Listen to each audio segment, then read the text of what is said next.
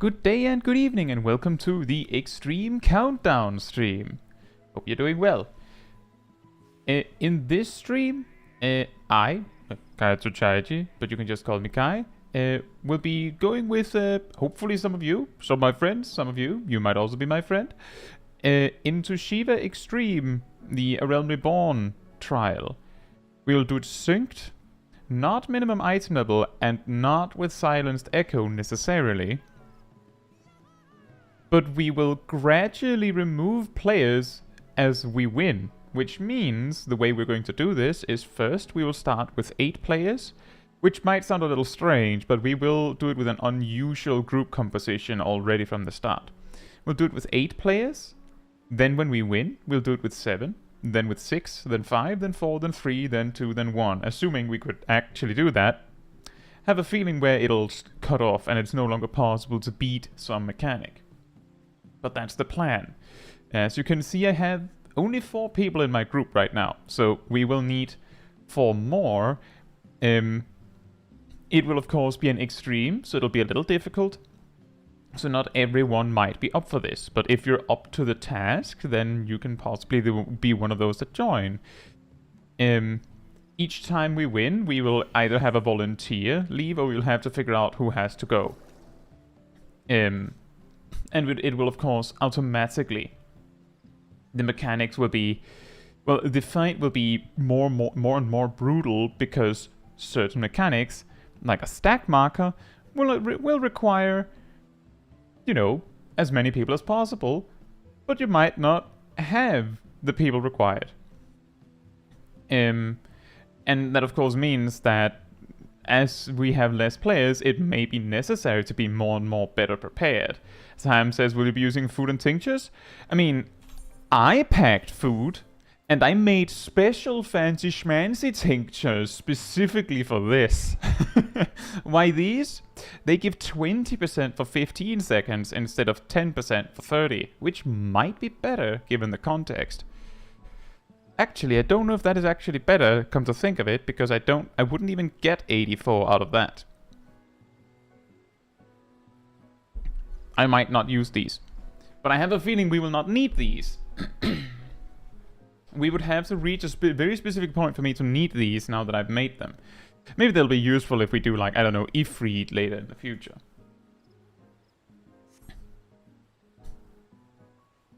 Atom.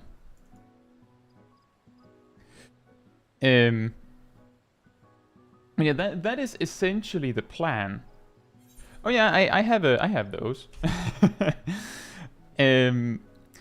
So the way we will be doing this is that we will be doing it with 1 tank, and that's going to be Sip, my moderator, my good friend. I will be healing because I believe that the hardest role in this will be the healer. So of course I will be doing that myself. And that of course means we need 6 DPS players. I already brought 2 from home. And as we go, we will lose players. So with that said, I see a bunch of people here. If you would like to be in the group specifically, you can like come on over to me. If you'd rather just watch, you just don't come over to me.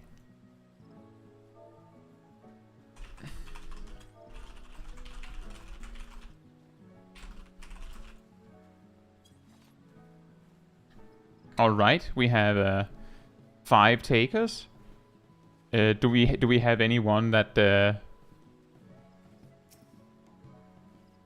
means I'd love to join, but I'm far away from keyboard. Oh, okay. We have 6 takers actually. 5 takers again. I'll do it like this. And I'm just going to say, if you suddenly have to go, then that's like them's the beans. We'll just have to figure that out and then just replace people. But if you know, like after we after we get a clear, that you're like, well, I actually have to go soon, then it makes sense to like cycle that person out instead of someone someone else getting like taken out, and then someone else goes, well, after 2 pulls, and like, well, I have to go now. So like, if you can think ahead a little bit when we get a clear. So this will be our group. just checking in the team.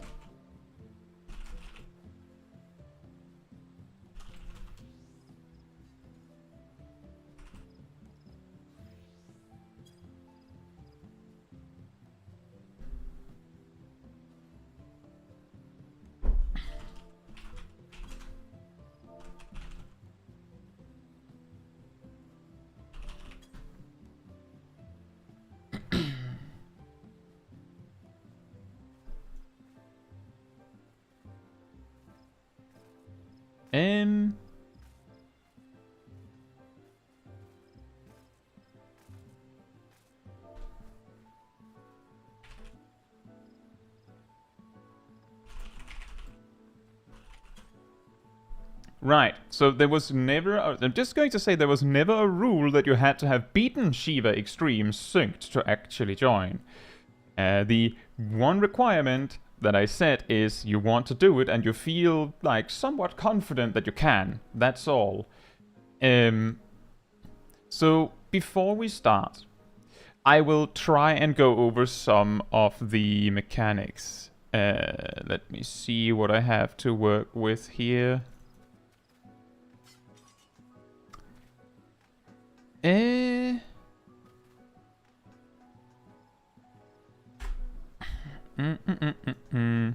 have footage of me doing it in Mental Roulette from a while ago. That might be easier for demonstrating some mechanics. But before that, there are a few mechanics that we need to be to understand specifically. Some of the mechanics are things we can like figure out on the fly, but some of them are very strict. The mechanics that are very strict is the sword mechanic. When Shiva pulls out her sword, she will do a stack, a cone AoE in front of her that is actually an invisible stack marker. We want to stack for that one. Sip will probably make sure to like stack with the group so that the attack lands on us, but that also means that we actually have to be a blob when the attack comes, otherwise it won't work. That is important to keep in mind because she can randomly choose between sword and staff at specific times, and if she chooses staff, we have to not stack and spread instead. That is one mechanic that is important to understand. Every time you see Shiva change her weapon, it's important to look at Shiva. What is the weapon she's bringing out? If she brings out the sword, we have to stack. Not necessarily on Sip. Maybe better behind the boss so that Sip can just turn her into the blob. If she brings out a staff, you don't have to stack. If she brings out a bow, you don't have to stack. Hey Merfolk, thank you so much for the 20 gifted memberships. That's crazy. Thank you so much. Really wet signs. Right. I'll try to continue with the explanation, but thank you so much, Merfolk. The second thing is when she brings out the bow, the first thing she does is in a 270-degree cone, basically everything that isn't behind her, she'll just kill everything, just like that. So you need to, like, again, when she floats up into the air and looks like she's doing something with her hands to bring out a weapon, you have to look at what she's bringing out, because it's crucial that you react correctly. Bow, behind her. Sword, well, into the blob you go. Staff, spread. And what? Thank you for the 20 gifted memberships, Amy. Are you sure? That's also crazy. Thank you so much. We lost a lot of non-members today. Yeah. Thank you, both of you. That is super generous. Thank you. It's incredible. I'll try to go back to the explanation now. A few attack, like she will swing a few times at the... Do you think we have an entire stream of members by now? We might actually get that. Thank you so much, Merfolk. That is wild. We might actually have an entire stream of members now. Wow. Thank you. a few swings after she brings out the bow. So, bring out the bow, cleave, kill everything in front of her. She will attack a few times, then she will mark someone. A few seconds after that, she will shoot a line AoE at that person, which has a knockback effect. Unless Shiva is like all the way up to the edge of the arena, like that you're positioned perfectly, that knockback will shove you into the edge of the arena and you will become an ice block and everyone has to help them to like free them, otherwise they'll die from a dot eventually. The alternative is to just use a knockback immunity.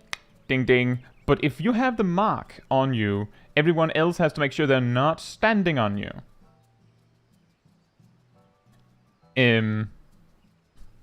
Yeah, if you didn't get a membership, if you click on the Become a Member button somewhere, I think there's like 3 dots in the top right of that window where you can enable becoming a member. If you can't, then you have the wrong type of account. Because what's it called? A specific type of account that cannot receive memberships. Could also be country restrictions. Finally, in regards to the staff, brand accounts. In regards to the staff, once phase 3 starts, phase 3 being the part after she steps on someone, there's phase 1, then the ad spawn, that's phase 2, then there's the intermission where she steps on someone, then there's phase 3. In phase 3, she will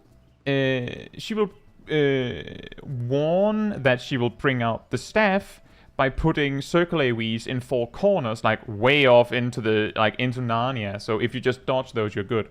Those 4 corners, when the AoEs come, actually did dictate where the safe spots will be right after. Because she will do those 4 circles, then she brings out the staff, she will put spread markers on 4 out of the 8 players, and there will be exactly enough space in those 4 areas that 2 players can stand there. Preferably one with a spread marker and one without, because if you get hit by 2 AoEs at once there, you will probably die. So there might be, at first we don't have to get super nitty gritty with it, but we might eventually have to make plans of you and you go to this corner, you and you go to this corner, and things like that. So that's another significant thing. In regards to the sword and shield, when the ads spawn, Shiva will bring out the sword and shield. She will guaranteed bring it out and then cleave with the with the stack thing. So you have to keep that in mind. And is there anything else? There's a bunch of things, right? She will always preempt bringing out the bow. I believe it's always the bow. She will make the floor slippery. Then she will bring out the bow. If you're not in Narnia when she does that, you can just stand still when the floor becomes slippery. Just stand still, and then when it stops being slippery, you just walk to the safe spot. So it's I understand there's a lot there, and I don't expect the entire group to remember all that. I might also make mistakes, I might also die, and I see that we have no DPS that can raise, so this might get very, very complicated. But we'll give it a few goes, and as we go, I will try to focus on the things that go wrong, so that we can fix it. And of course, once we win, we go down to 7 players, and then 6, then 5, then 4, and so on. And you will have to ask me if there's a specific mechanic that you just don't get, that you feel like I didn't quite cover.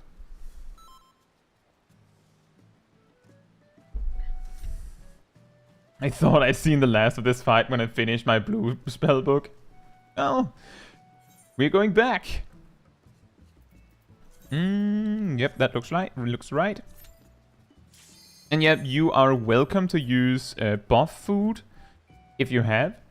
Here at the start, where we're a full 8, there's not necessarily a requirement to do that, maybe no need, but it will of course make it more likely that you don't die.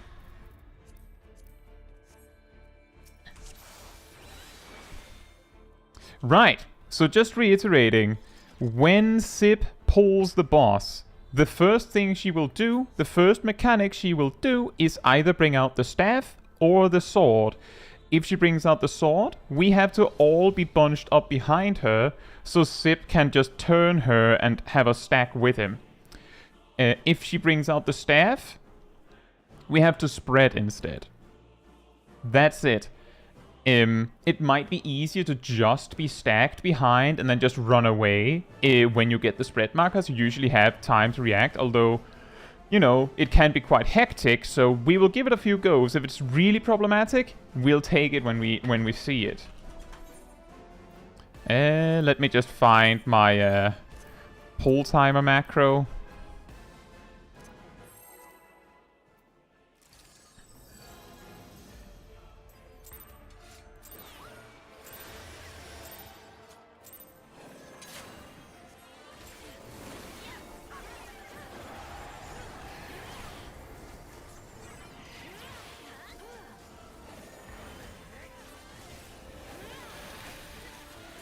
She starts with the staff.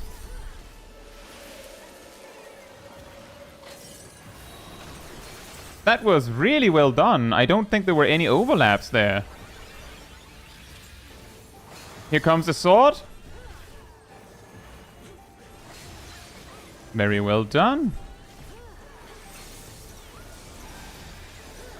Here comes the ad phase.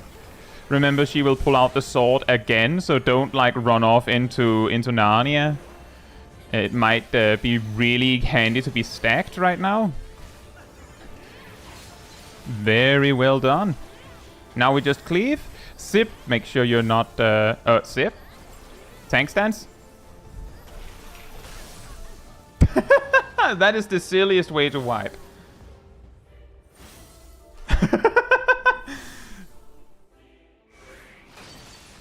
That is a heavenly strike, by the way. Sip asked about that earlier. That is the silly, like, now I think we got the silly wipe out of the way. So Sip forgot to actually put on his tank stance, which means that through all that, he was just holding aggro by virtue of doing a lot of damage.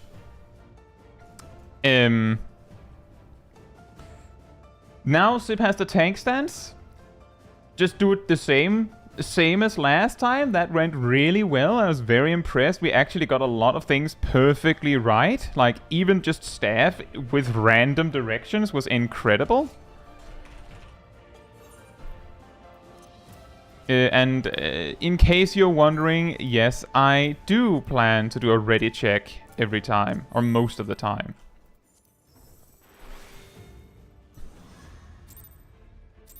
That is the best random wipe. I mean, it's better to get that out of the way right out the gate, right? Now we can focus on doing better than that.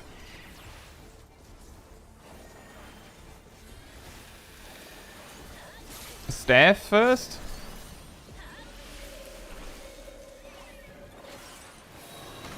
Very nice.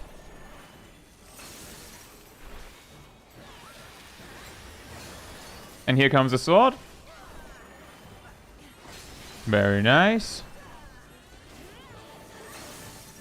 Ad phase. Remember that she will bring out the sword again.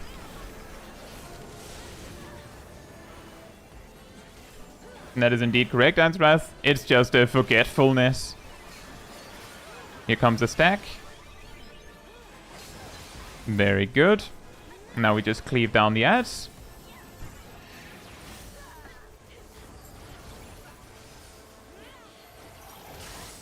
Very nice. Sip did mention he was a little bit worried about whether he could actually dodge the Glacier Bash, but that went perfectly fine. Keep this in mind, this knockback, because she might bring out the Sword and Shield in Phase 3. I have not seen that, but supposedly it's possible, so we have to keep that in mind.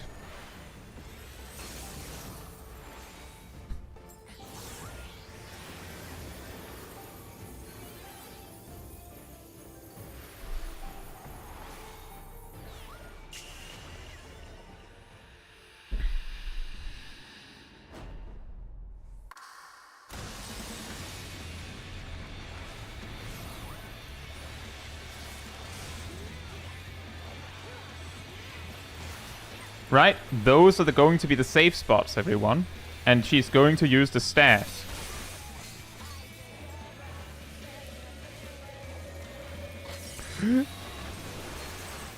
Wow, that did a lot less damage than I thought it would.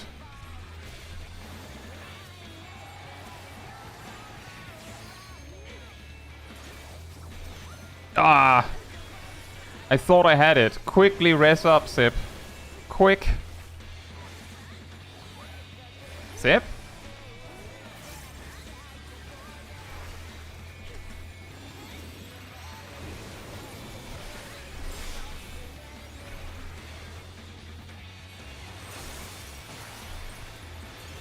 Spirals. Oh, I ran to the wrong side. Hopefully I can recover that.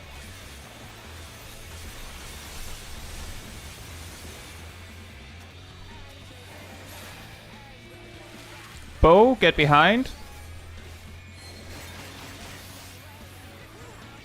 Well, we already won, actually. That's a... Very nice. That's very good. Very good. Very well done. There's not that many deaths. That was partly my fault that Sip died because I wasn't fast enough on the heals. 6 DPS is insane.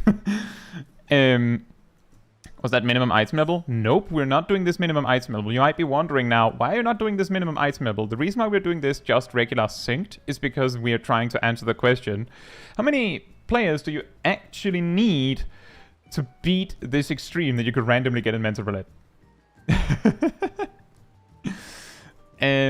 Right, so we beat it, which means that we have to go down to 7 players. Do we have a volunteer that would like to step out? Or do we have to figure out who that we're not bringing? Do we have a volunteer? That was a volunteer. Thank you, Gassel.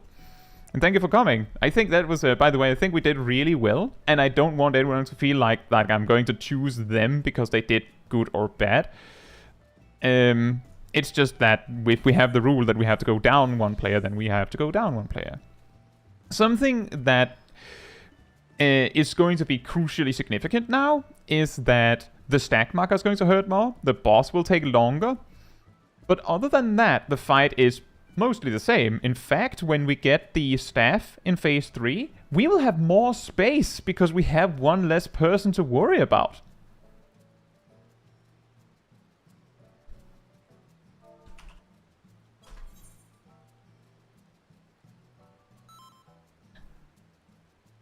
That's fair enough, Catch. I didn't actually go over a lot of the mechanics because a lot of the mechanics I'm basically just like dodge, I guess. I just dodge. You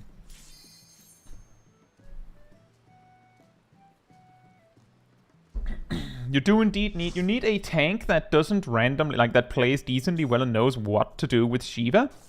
And you need a healer that can heal a lot. Does Shiva have an enrage timer? She doesn't have an obvious enrage timer, but when she, I believe it's in phase 3, she starts to get a stacking damage buff. When that hits 11, she will immediately do the intermission again and wipe the raid. So that's it. That is technically the DPS check, or the hard enrage. Don't get hit, forehead. Yeah, exactly.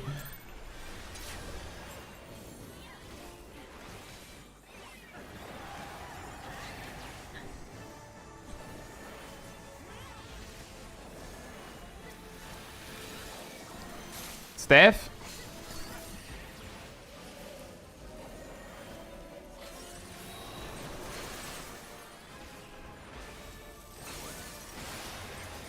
Oh.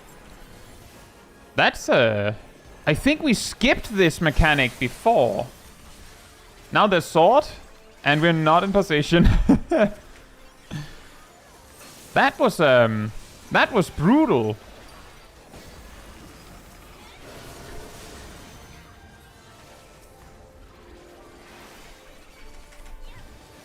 Sword is coming again. Sword is coming.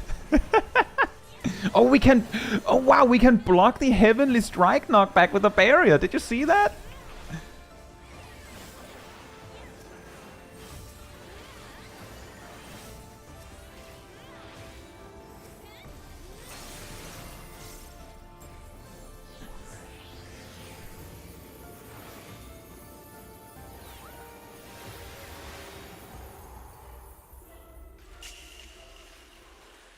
Exactly, Leah. Just like there. Ow.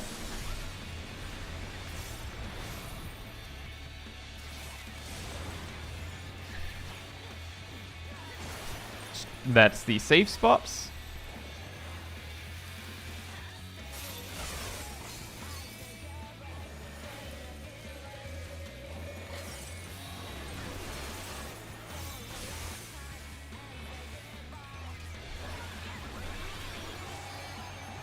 Oh my goodness, she hits hard. Them blunt resistance stacks are, they're really something.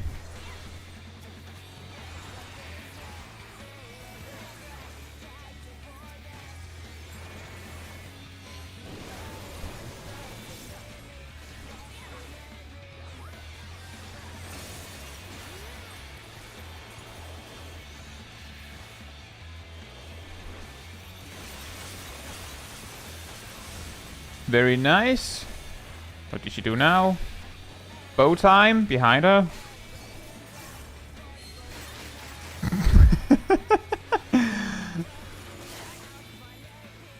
See, the good news is that while she has auto crits on this, I believe, she does not get the value in the same way.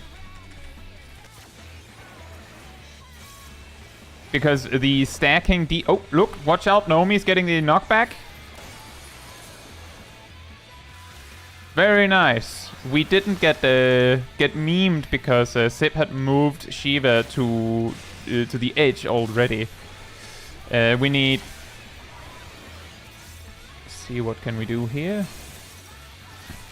I just want to point out that I'm perfectly aware that my team has a significant delay on what I'm saying, but I suppose it helps a little bit to actually follow what's happening if I'm still making callouts. But that was, again, extremely well done. Extremely well done.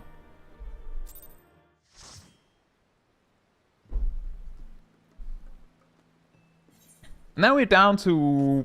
I actually thought this would go a little slower. But Tay's here. Do we have a volunteer to step out, or do we need to figure out who we take out? Yeah, same, Sip. I also got caught off guard by the change of order. Right, thank you, Rust, for assisting. Very well done.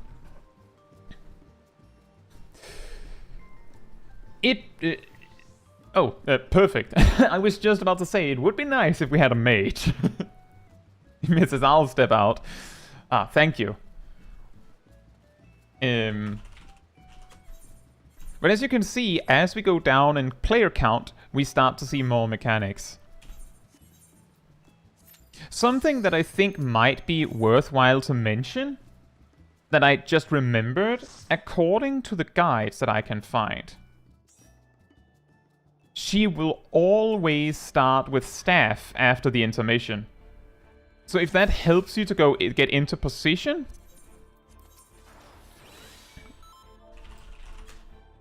then tank stance. Then consider that it has been said that she might be random about what she does after the first bow phase. But she will certainly start the phase 3 with the staff phase every time.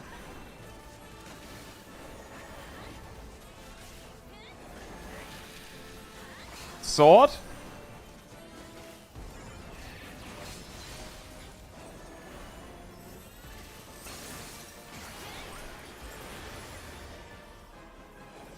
By the way, this mechanic, there's technically only one save spot. There's not much we can do about that, because you don't have very long to react to it. Hopefully, Sip will not have any vulnerability stacks by the time phase 3 rolls around. Because there's nothing we can do about that right now.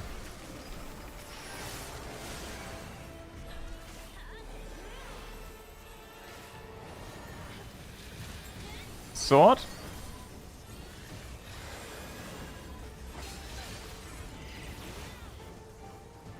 Youch! The big damn. The big damage. Oh, Sip got hit.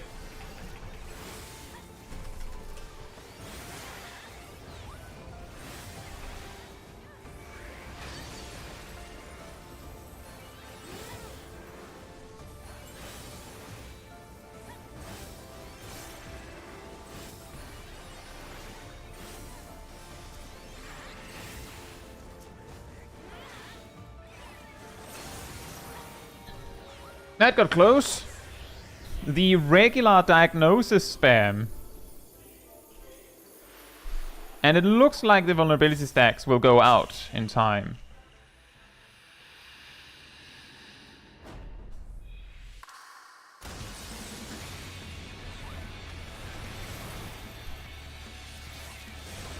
Remember, staff mechanic comes first. Here it is. There are the safe spots.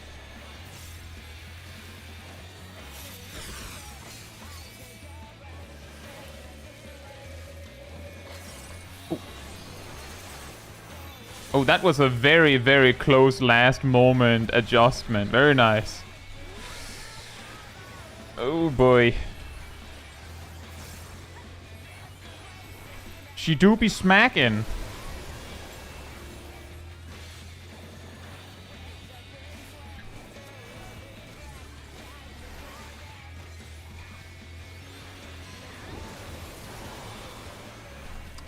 Huh?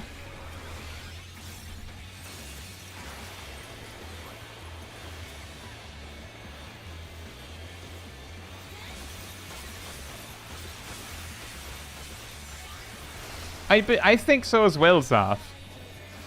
And it is probably going to be the stack markers or stack thing.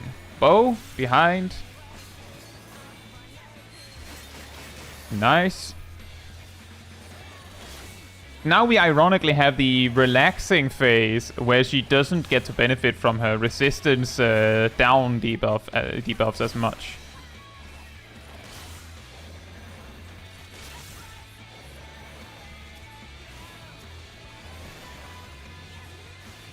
Oh. Thank you, I was completely zoning out there.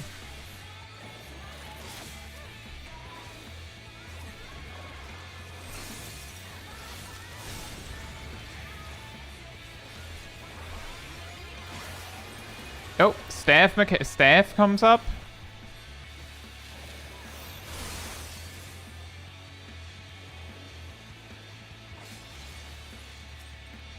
What? Not staff? Okay, well I learned something new. Quickly kill her before she kills us. I'll note that in my brain. Did you all see that? Did you see that?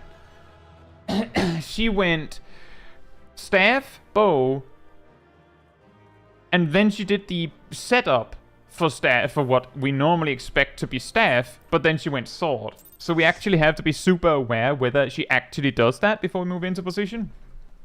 What does this mean for our group? Well, first of all, we have to find a volunteer to leave the group, because we did it with 6. The second thing is it means that that I've finally actually seen her go staff, bow, sword. I know she can do that, Saf. I know she can do it in phase 1, but I'm telling you that I've done this fight multiple times and I haven't seen her do it in phase 3. But now we have it. Now we know. Thank you, Aradel. The thing we need to keep in mind here is that means when we get to phase 3, when you see the 4 corners... Yeah, exactly, Square Enix RNG. When we see the 4 corner AoEs, we don't go into position just yet. We have to stay close in case she brings the sword. This also means that for Sip, that it might be beneficial that once Shiva has done her knockback mechanic, like she marks someone and then knockbacks them, to move Shiva into maybe into the center or something, in case it's sword, instead of keeping her out on the edge. Thank you, Murphy. Enjoy your lunch.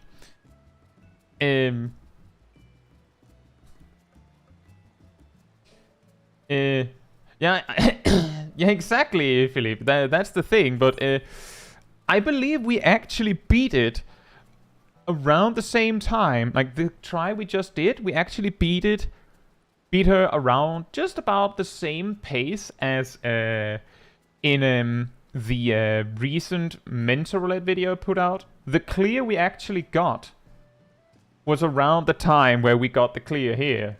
So with one less tank and one less healer, we actually beat it at the same time with no echo buffs and anything. Tristan says, can that knockback be mitigated with arm's length or surecast? Yes, it can. The important thing is that if you get marked, you have to use... Like, if you want to block it, you still have to position yourself so it won't hit anyone else.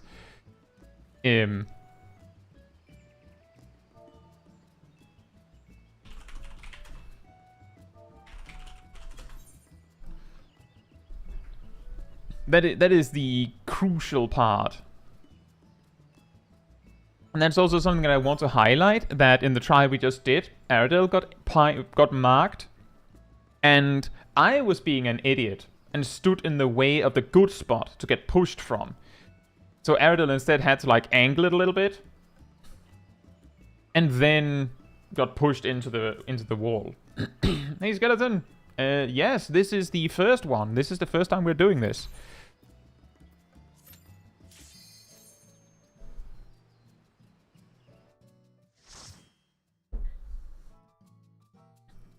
The stack is going to hurt like zoinks now, like crazy.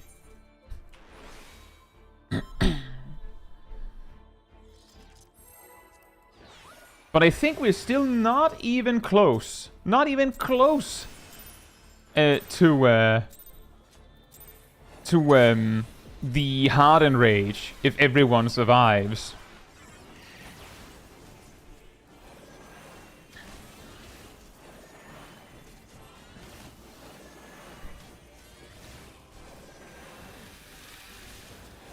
Staff?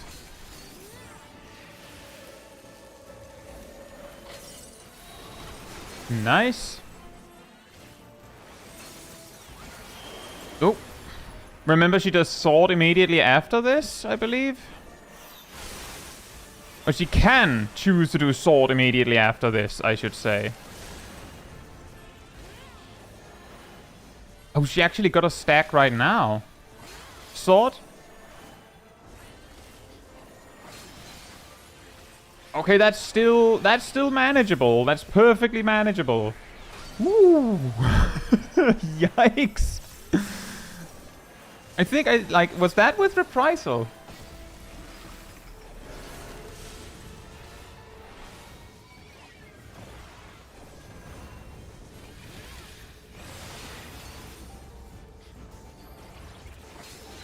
Nice. Ooh, that hurts.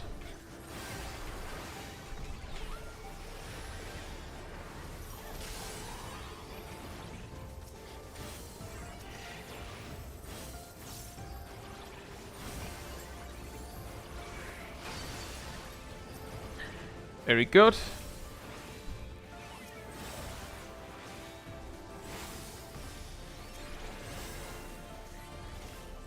I actually just realized she's already getting stacks in phase 1. So she's already 20% of the way to Hardened Rage.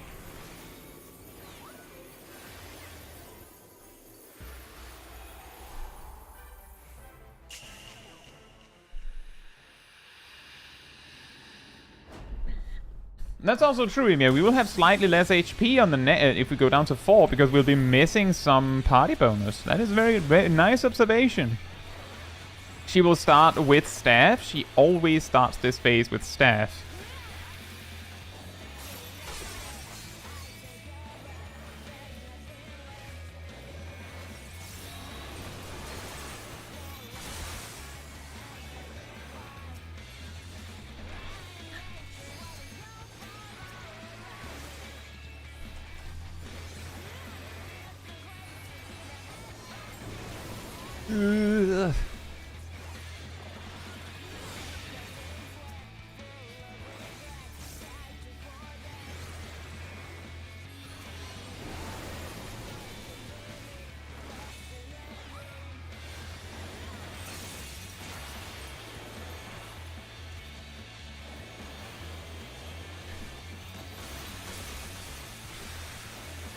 Slippery floor. Uh-oh. We need to help Naomi. Bow.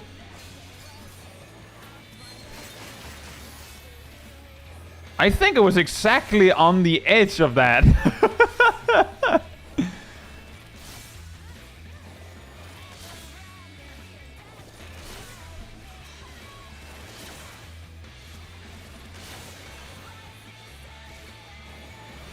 Oh, it's on me.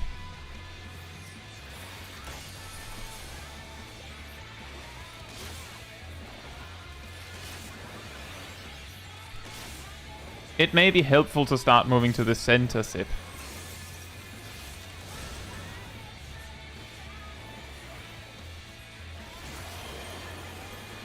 Now let's see what she does. Sword, sword, sword. Huh. Interesting. It's been ages since I've seen this part of the fight, I think. Oh, Glacier Bash. Oh boy.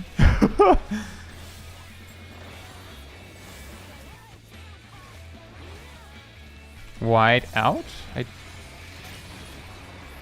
Oh, that's a donut AoE. I haven't seen that in ages. I had completely forgotten she could even do that.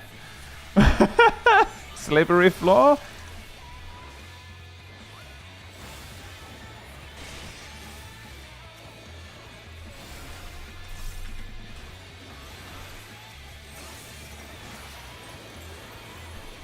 Spirals. Shiva's a donut, yeah. I had completely forgotten. Nice. Again, well done. Well done. First try again, by the way. That's amazing. That is amazing. Do we have a volunteer to step out?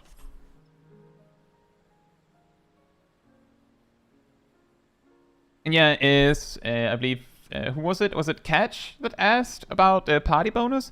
When you are in a party, you can see this. Normally when you're alone, this bar is basically just empty. When you are in a party, you get 1% per role represented. And that actually also means that if you were in party with just 2 players and they're both mages, for example, you still get 1%. So just being in a party with another person gives you 1% more main stats, which means slightly more HP and slightly more mind and all that. So that's essentially it. Right. Well, now that we're down to 4, you don't necessarily have to be a mage. We just need to have 4 different roles represented. So, Milo, if you don't want to be black mage, you'd rather be a ranged physical or something, you can do that. Yeah, it appears, and that got really scary actually. The second, like after she goes, so she goes staff, bow. And then it appears that she consistently goes sword. But when she goes sword...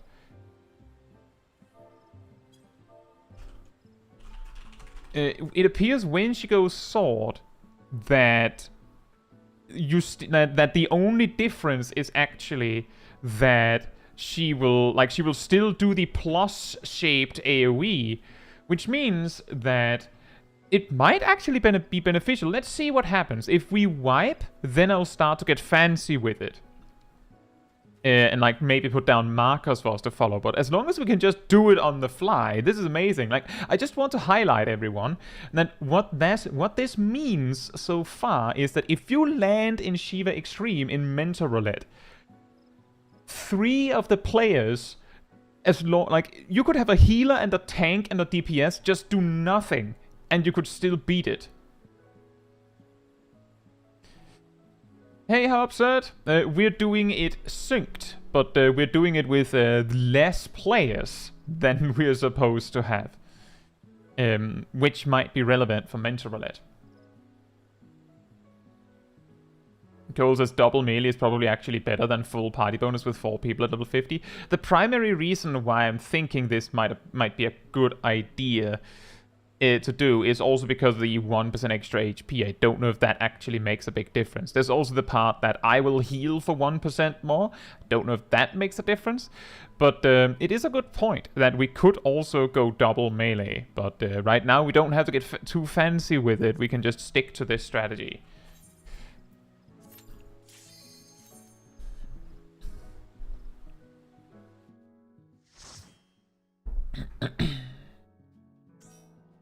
This is actually how many I originally assumed we would be able to do it with. So if we can go beyond this, then we're really, really getting somewhere. Less HP means you don't have to heal as much. Aha! Big smart brain. You're right.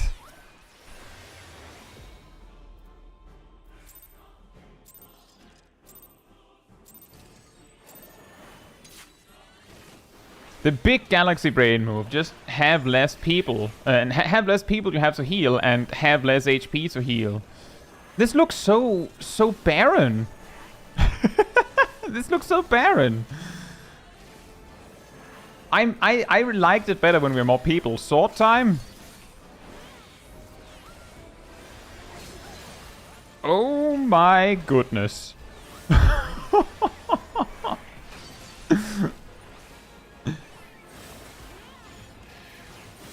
Welcome to Shiva Normal.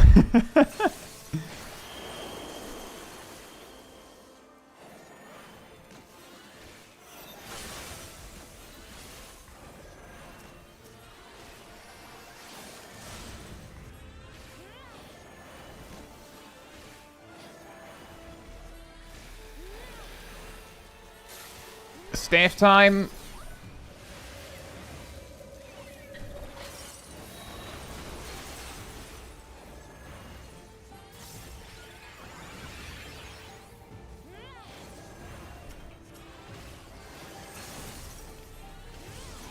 My goodness. That means it's going to be sword time in a moment.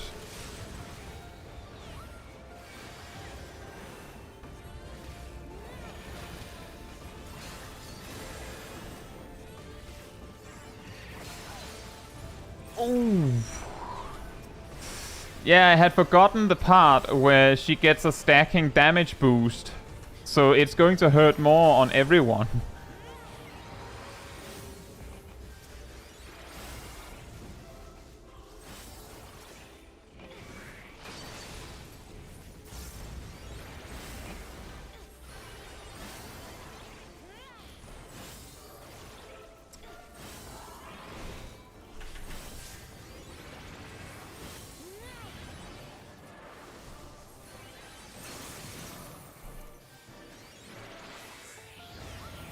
Oh, man.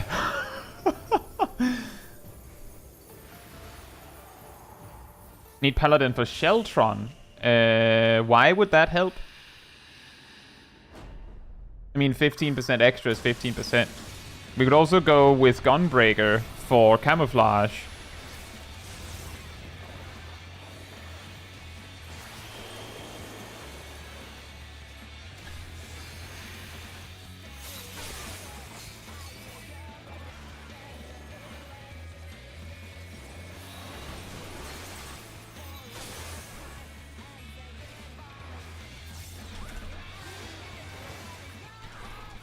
Wow! Whoa! Are you kidding me? Wow! She hits hard. Those 8 stacks are what we call a problem.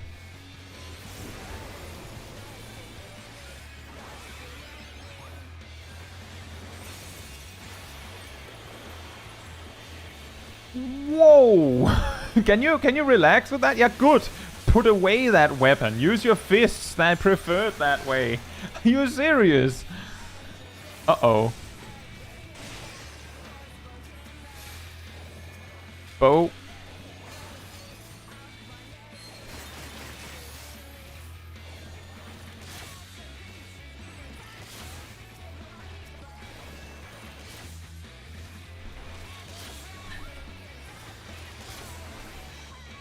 Remember, when you see the weird windy animation on the floor, that indicates that it's going to get real slippery. Stop moving. Just straight up stop moving, or you will just slide over and die, or become a block of ice.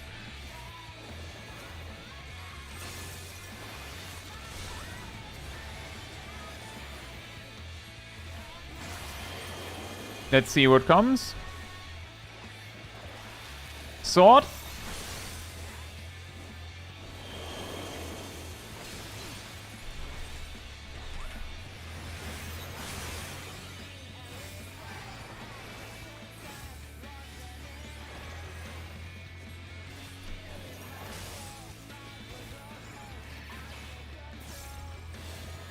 That's a good point. Heavenly Strike is going to come.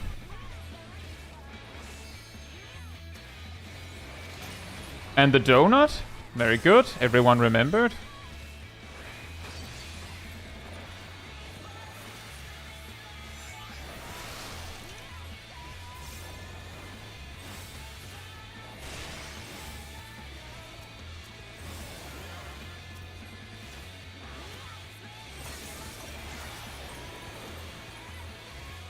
Oh, man.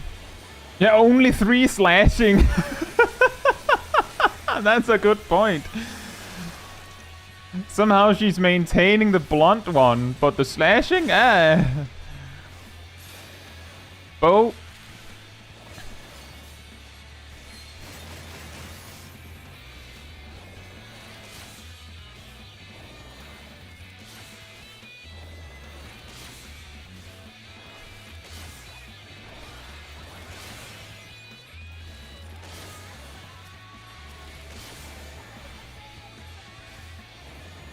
Oh, it's on Alana. Very good position.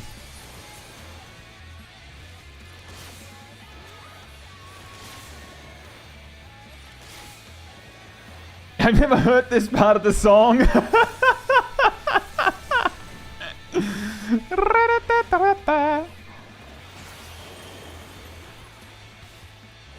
Very good. Sword time.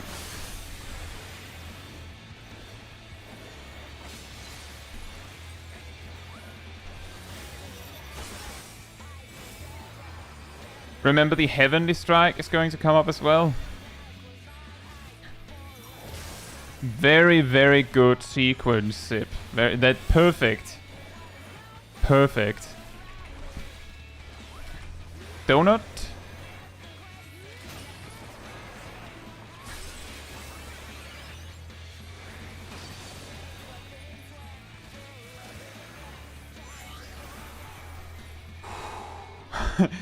Ross says limit break? We had a limit break! That's a good point. We had a limit break!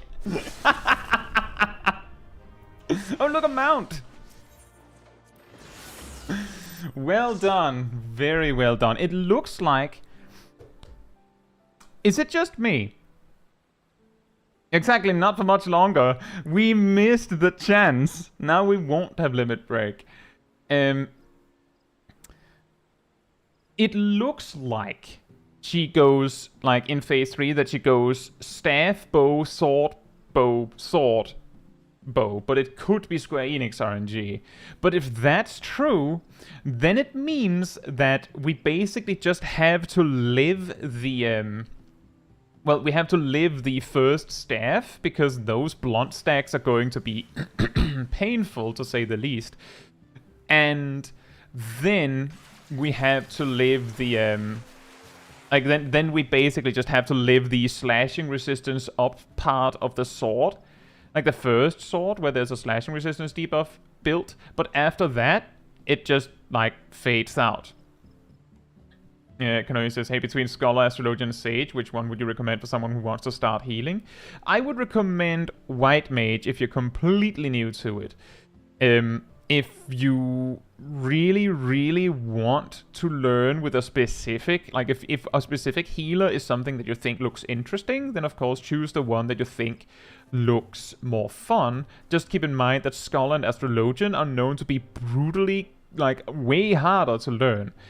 And Sage is is a slight, some would say is the slightly simpler version of Scholar in some respects, but it starts at level 70, so it's going to be overwhelming.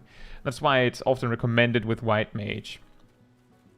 And Cole, it doesn't matter whether Astrologian is getting reworked in 3 months or so. As I said, as we talked about previously, there's a very real possibility that all jobs get a significant change in 3 months or so. We just only know that Astrologian is, like, announced to have one. That said, do we have a volunteer to hop out? Among Ilana and Milo?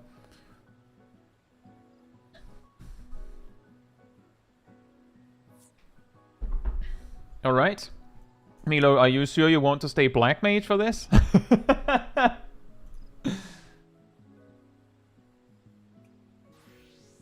Hey, Shaq. Hope you're doing well.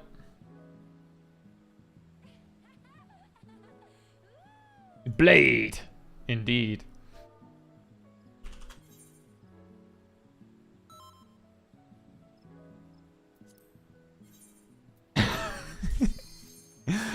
It might not actually be possible at this point.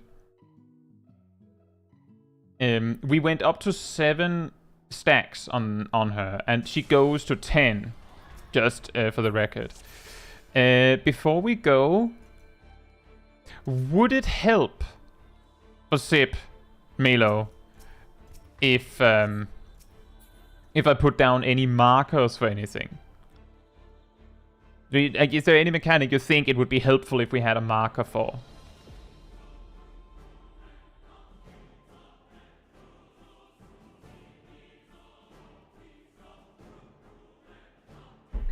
Oh, hey, Absurd.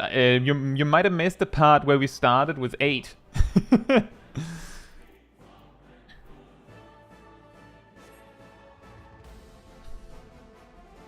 I think you're the one who's gonna need help, considering you can't see us. I don't know what you're talking about. With so few people on the field, it's very easy to see the Lalafels. The question is whether we can meet the DPS check, and whether we can survive the stack marker.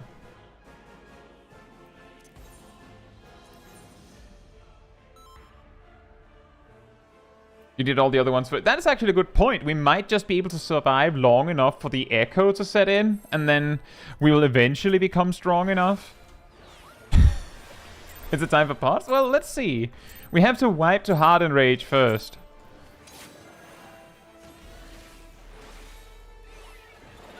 Can I take the kids to meet a friend?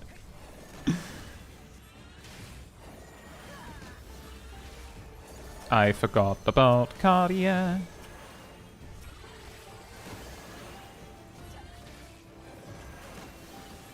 Is it just me, or is her doing her first weapon HP based?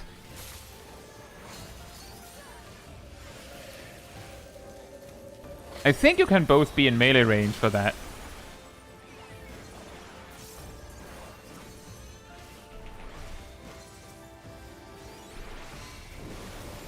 Oh.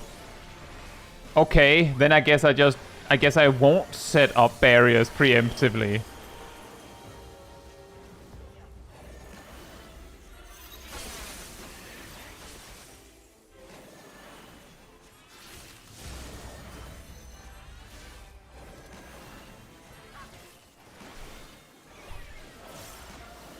Oh man. This is not going super fast. Sword time.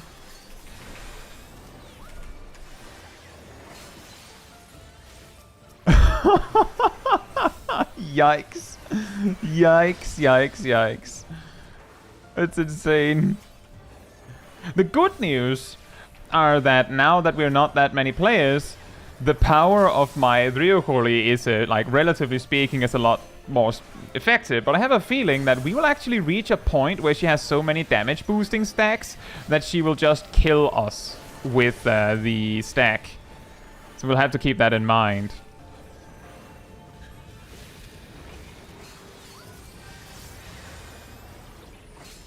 I don't think we can recover from this.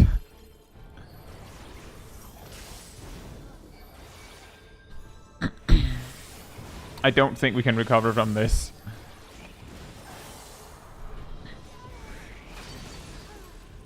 Sip is farming Echo. I don't even know if we get Echo if we wipe now.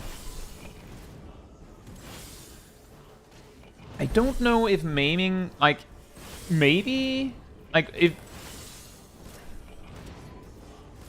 I mean, let's wait and see. Why, you know, try. Because because Hardened Rage. And because this is an instant wipe if there's any ads alive at this point. We had a person die in the middle of a DPS check. That is not doable. If we reach a point where it's clear that that the thing we need is more survivability in general, then it might be possible that if we can have a Reaper DPS, that would be better. Say pot for the DPS check. Well, we have to actually try the DPS check first.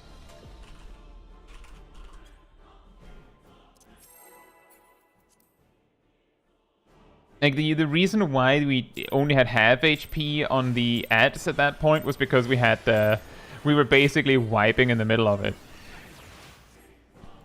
So one step at a time. How do you know it's when it's DPS check? Because I know that if she does the intermission while the ads are still alive, then we lost the DPS check. And I know it's a DPS check because it instantly wipes a group if the ads are alive. And I saw that when I did this in Mental Roulette recently. That's how I know.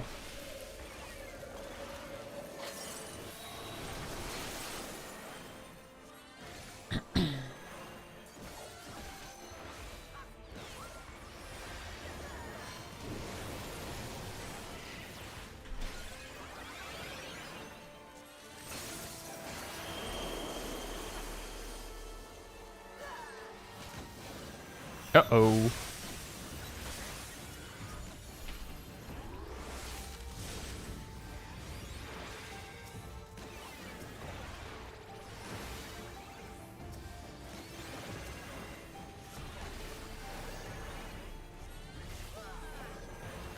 Yeah, exactly, Leah. How do you know? Because I survived, because I didn't live through it.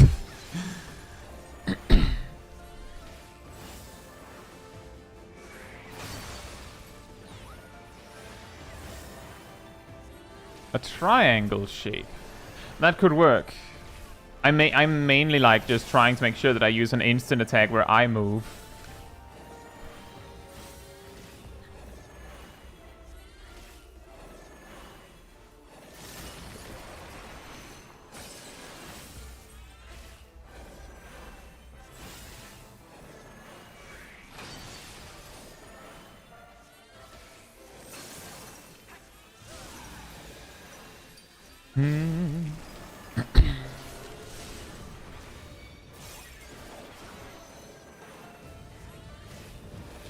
How absurd. You're either messing with me or you don't know what a DPS check is.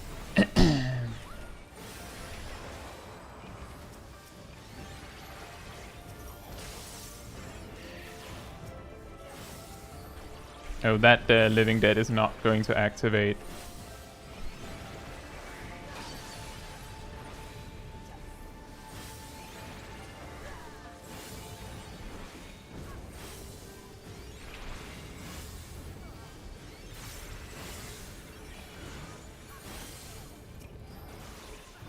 No, how absurd. A DPS check is not a check to see if all your DPS are alive. That's a body check and it checks if everyone's alive. A DPS check is to see if you do enough damage.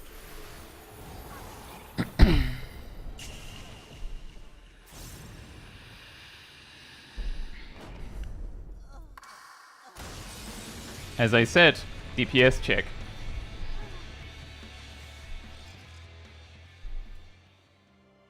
It was really close.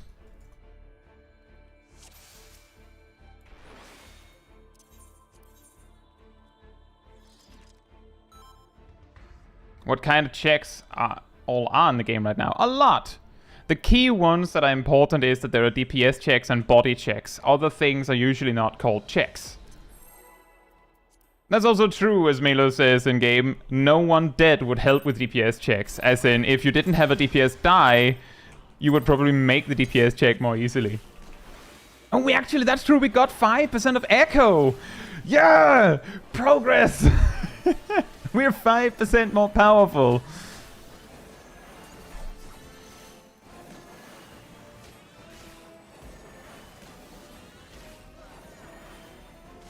I'll step a little bit away. If it's the stack, I'll go in as well, but maybe we can do this. It is spread.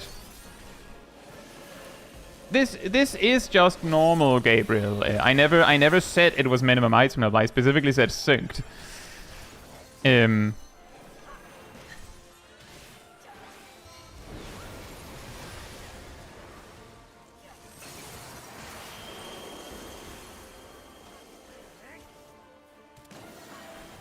How high is Echo able to go? Usually 50%, but we got 5% here, and I think it usually goes up by increments of 10, so it might be capped at 25 here, I don't know. I think it caps at 50%? 25% on extremes, well, then we know that. Thank you.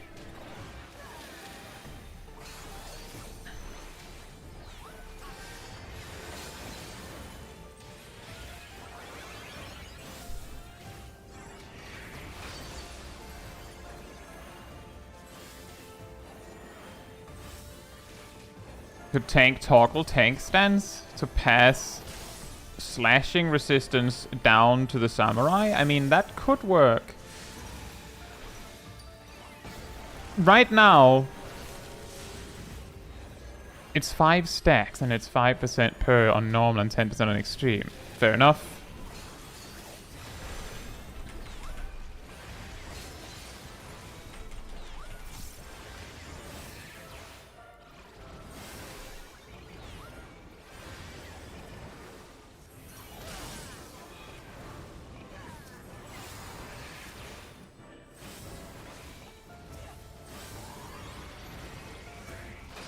That is a good idea, Skeleton.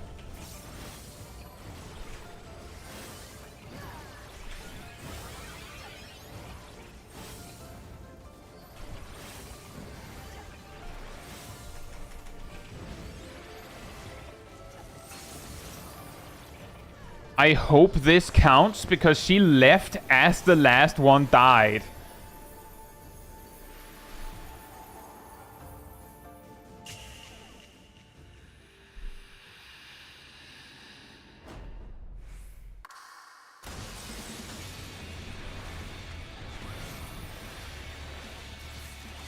So now the hard part is that we're going to have the staff, and then there's going to be the slashing stacks. Oh, I chose a mean one for Sip. No one got vuln stacks. That's amazing.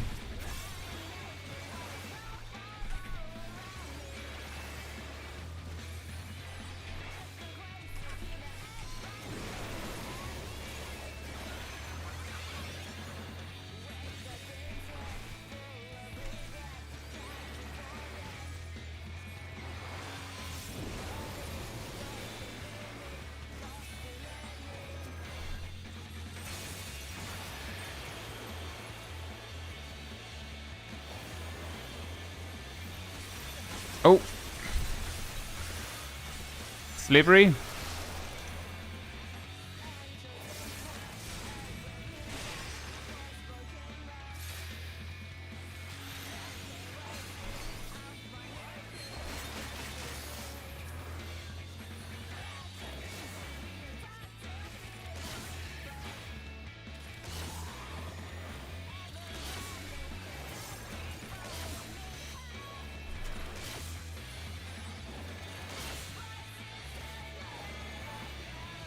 It's on Milo.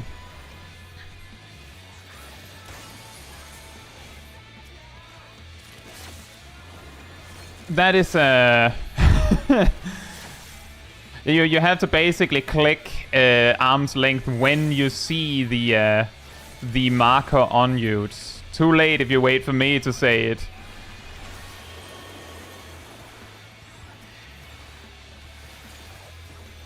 Sword.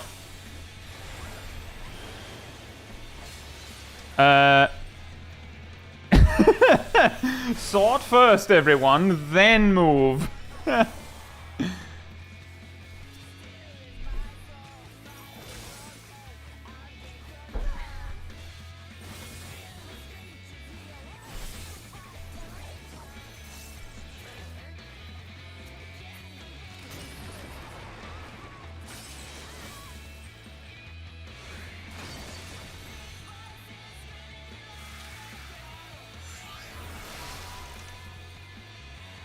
At least you will have a... Yeah, that's true. We'll get a second stack.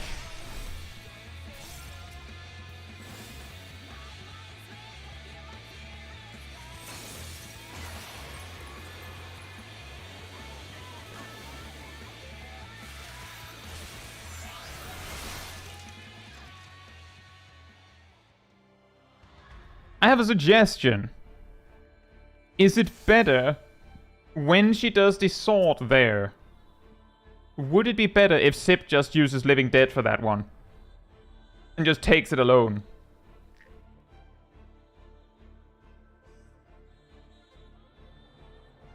Also 10% echo. Why don't you move together? And that's what I said here, man. That the thing that went wrong is that Sip stood his ground, I stood my ground, and Milo was Milo moved over to the safe spot. So that it was like an order of business thing here, that if we had all moved to the safe spot to take the stack, then it would have been fine. It was just that we didn't quite agree on how it had to be done. And then I died because Sip was ready for it. And the reason why we didn't have to move is because the stack itself resolves, and then you still have a couple seconds to move into the safe spot. But yeah, we could do that, where Sip uses Living Dead for it. Now the question is what we do the next time she does it, because she will probably do it again, and then it will hit harder.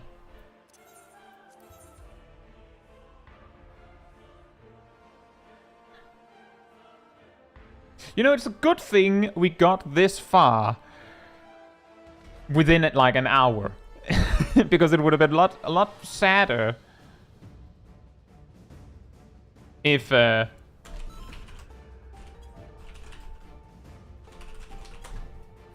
it's a lot sadder if we had like gotten like that we were still progging further down in number when I'd have to go.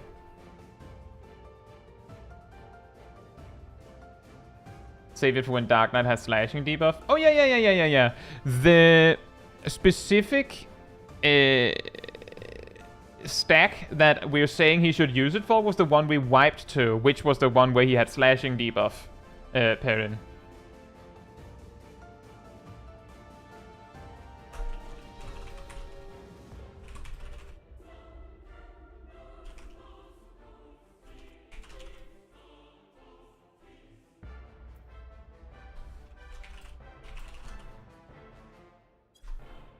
Okay, we don't use Invuln.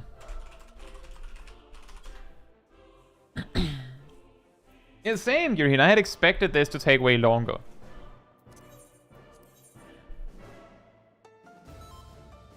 Like, I was expecting there to be, like, several wipes on 4 or 5.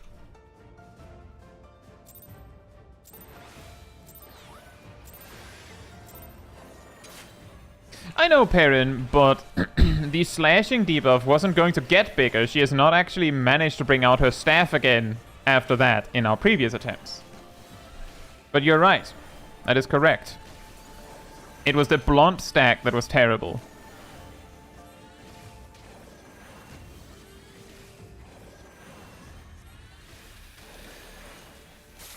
Staff.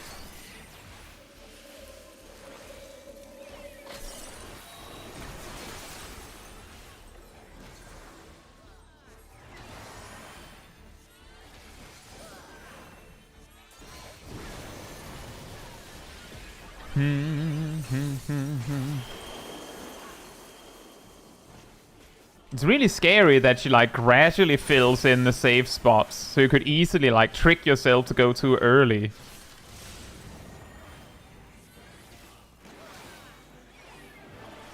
Just goes to show how easy Shiva is. Yeah, exactly, and that's the thing. That is kind of the idea with this stream, is that how many people do you actually need?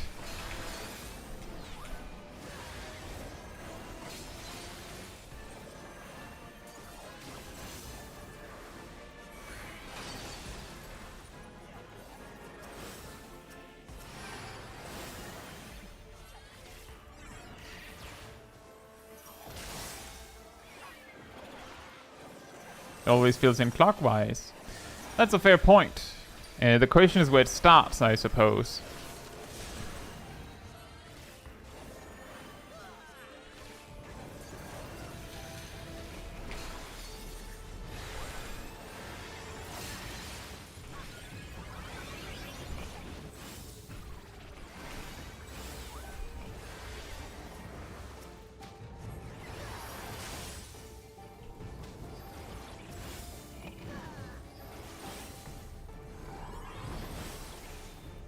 Those moments where you as a healer have to choose between attacking or healing.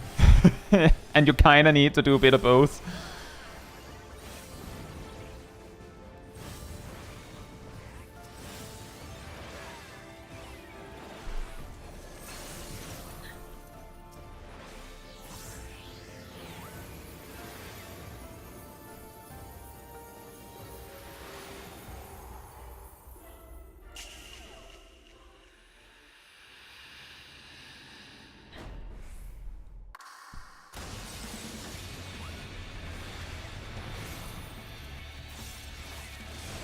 Did the echo increase? I believe we're at 10% now, right?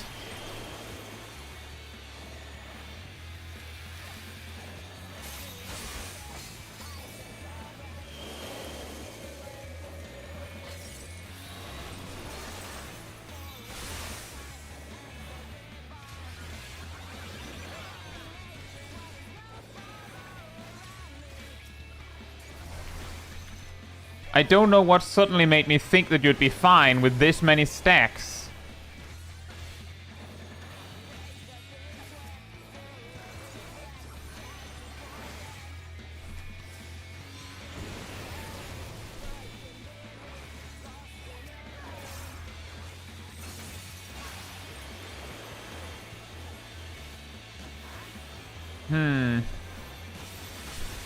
It looks like the order is rather important, because now you have 8 slashing debuff stacks. Sip, stop trying to correct. It's only going to get worse.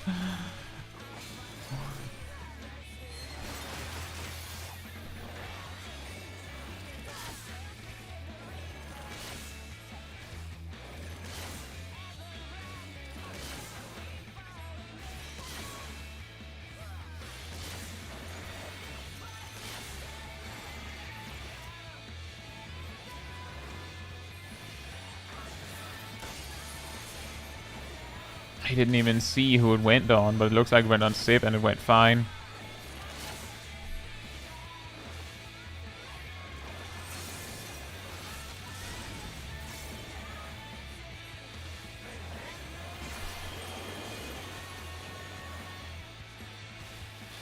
Sword? Safe spot.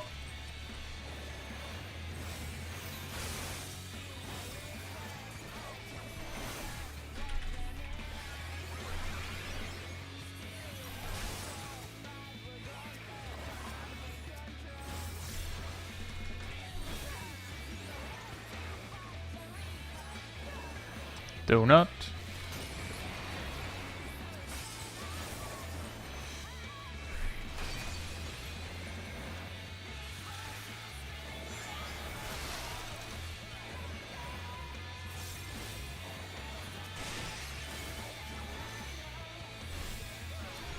Oh my god. Are you done with the sword? Thank goodness. Ugh. And the floor.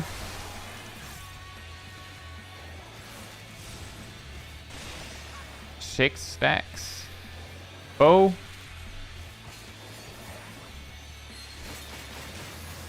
Now we have to hope Sip doesn't get targeted again. But if he does, Milo, we have to step out of the way so he can get shot across the entire arena.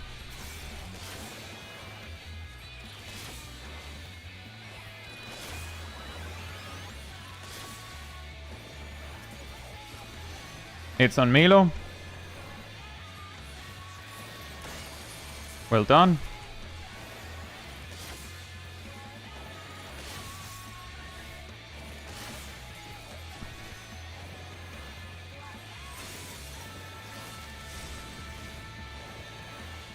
27.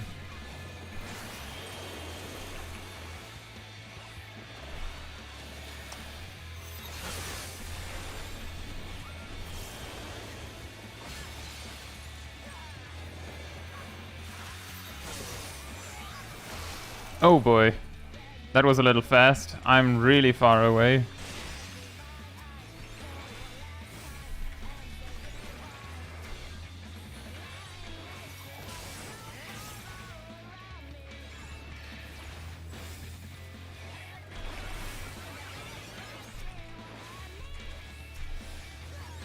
Donut? Oh, I'm just barely in rage. Eagles on ice. Yeah, I was thinking about that, but I wasn't sure if that was the right call at that moment, so I stood my ground instead. But I did think about it.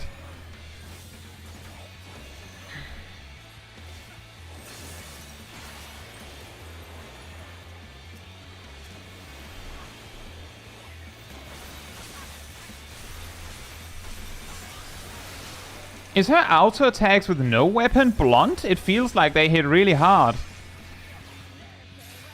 Bow. Bow.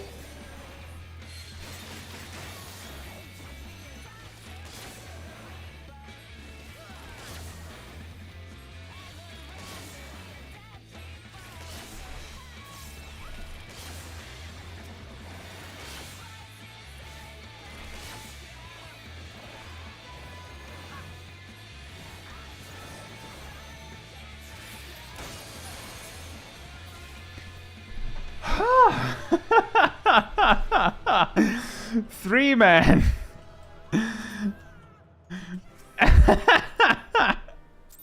Nice. Very well done. Now the question is, can you actually do it with just a tank and a healer? That's it's not, I don't think you can do it with just a tank or just a healer, but it might. I don't think we can. Except since I don't know about the ad phase. I mean, it depends. So there's two things here. If we can beat the ad phase, yeah, exactly, 3 man plus 10% from Echo. If we can beat enough of the fight that we get Echo benefits for each wipe, then it is possible, maybe, that we can do it with full Echo. But if we can't actually, like, I'm pretty sure it doesn't count if we don't beat the ad phase. I'm pretty sure we actually have to make it to phase 2. Exactly 5 minutes for an Echo stack. If we can't actually, well, phase 2 is the ad phase. If we can't make it to phase 3, then we will die. Like, then there's no way we can do it. But I think it's worth trying. Just because it would be sad to end this on, yeah, we probably can't do it with 2 players, right? Echo was 3 minutes? I think it's 5, but it could be 3. I think, I'm not sure. Maybe Scholar for this? Would Scholar be better?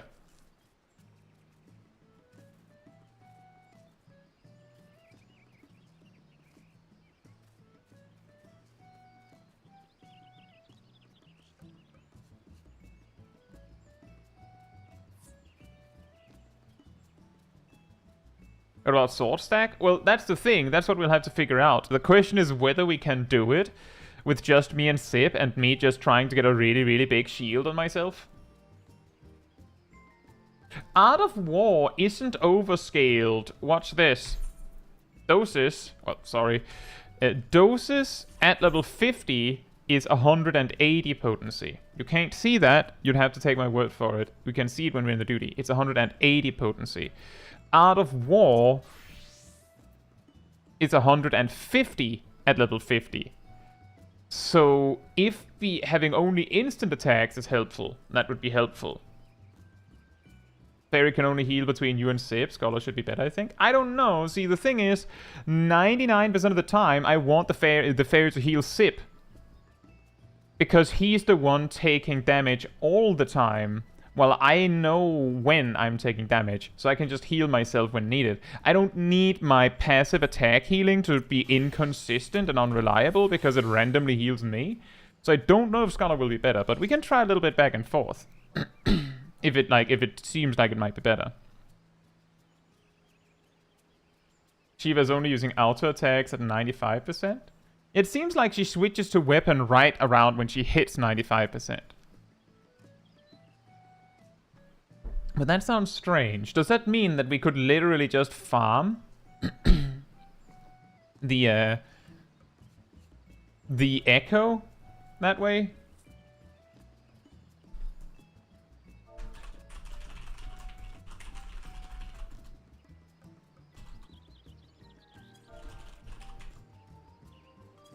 Hey, Agni! Thank you so much for the 5 gifted memberships. That's crazy. Thank you so much.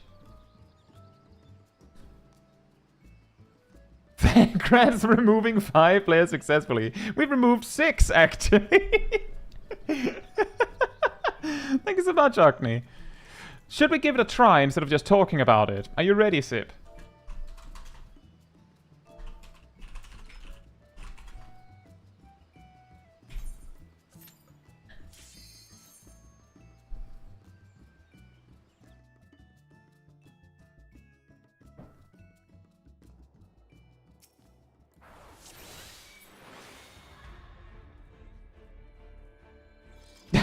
Thank you so much for the additional gifted membership, Agni. I really appreciate it. And thank you, Emir, for the gifted membership. Thank you. Aviak, hope you're doing well. As of these weird green players, but I'm the green player. I know this is silly, but I'm going to do it at ready check style. And I'm going to do a pull timer.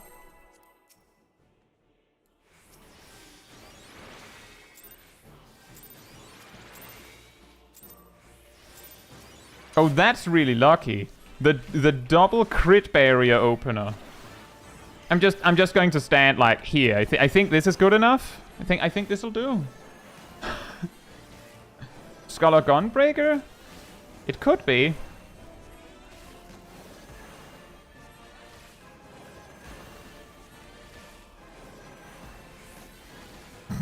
You're right. It seems like she just doesn't do anything.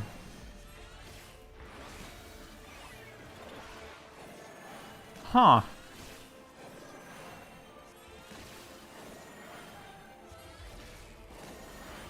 That's weird.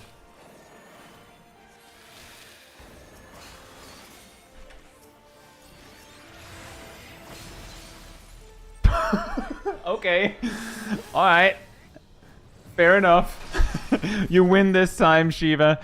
Let's see.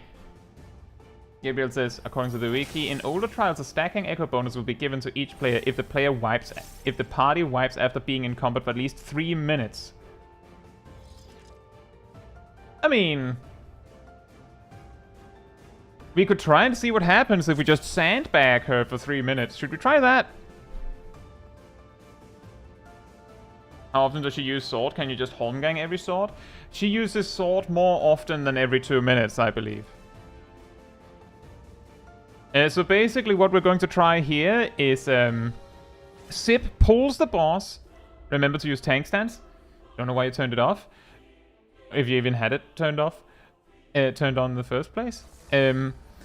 Sip will just not attack very much. Just enough to hold aggro. Like maybe just provoke every 30 seconds or something. And I will just heal Sip. And then we will see if we can actually, like, after around 3 minutes, we will try and wipe. And see if that actually gives us echo, I guess. That will actually test that myth. Might as well re-instance so you don't time out as soon after farming. That's true. Let's hop out. Let's hop out and then just re-enter and then immediately go for it.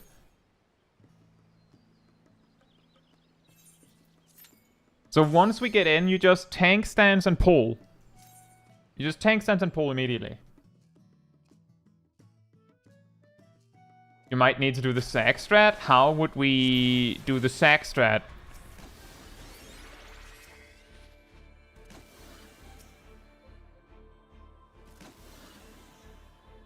Or do you mean the sandbag strat?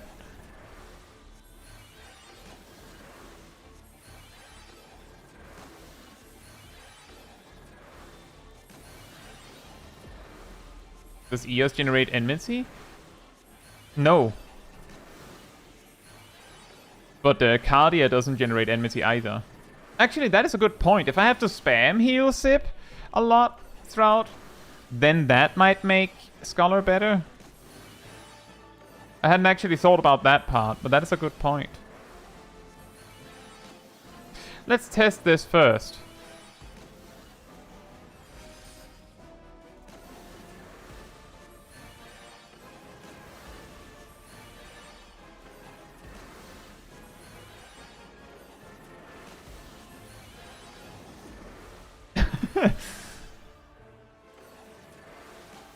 Stack the tank on sword and res up.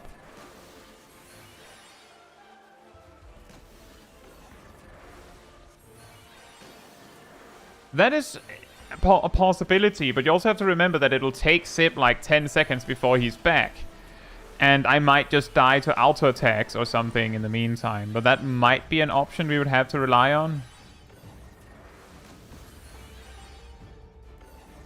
What made you choose Shiva first?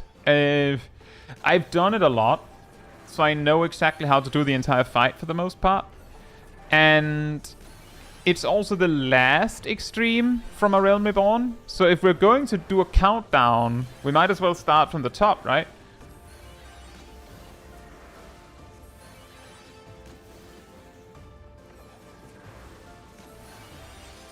This is ridiculously stupid. This actually means, by the way, that's also a good point that every time Sip dies, he would have the weakness debuff, so he would do way, way, way less damage. So we might not make the enrage.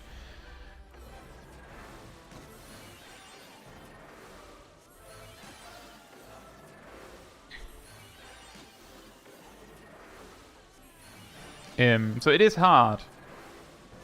That is also why my default is thinking Echo might be the better option.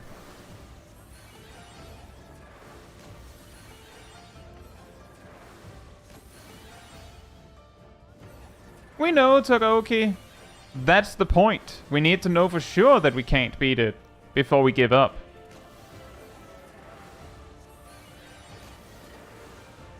Is this for sure a stream? Indeed. I think 3 minutes have passed. Should we just go for it, Sip?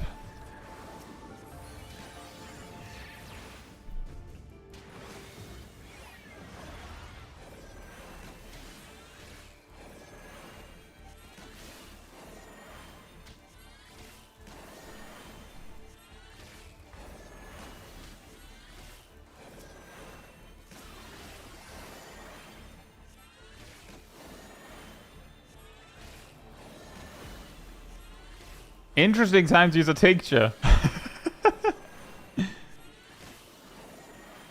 That's representative of mental roulette, right?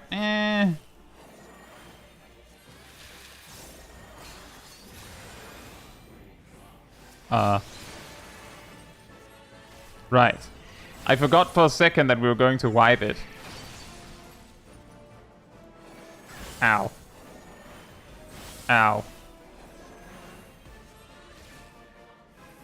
Ow. Now we'll see. Is 3 minutes enough?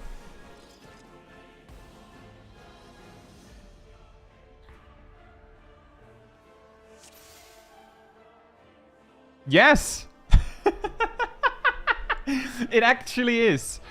I do think that it might actually be a good idea. If I am... Oh, of course. If I'm Scholar in retrospect, despite me saying no before, it might actually be better because EOS can heal while I'm also healing. But that of course means we have to hop out and then do this again. But now we know. Now we know.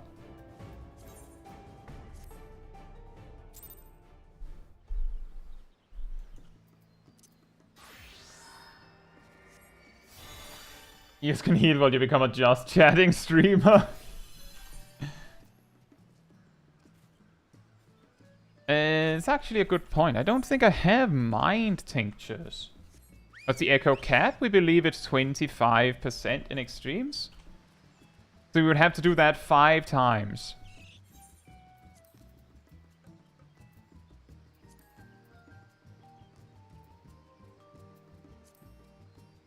I feel like that's excessive, but are the others cheaper? These ones are way cheaper and they're just as good for this particular purpose. We grab those.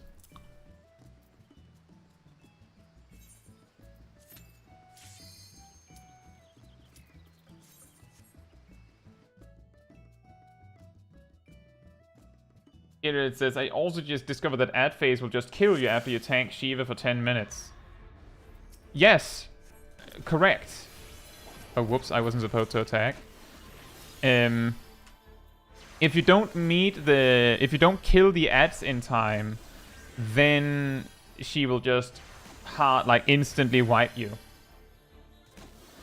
Like, the ad phase is actually a DPS check. Not a lot of people actually realize that, because it's never really a problem. But it is.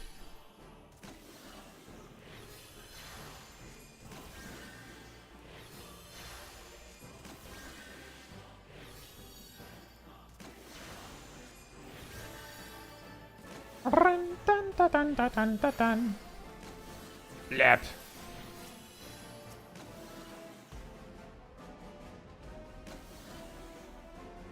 So how's everyone doing?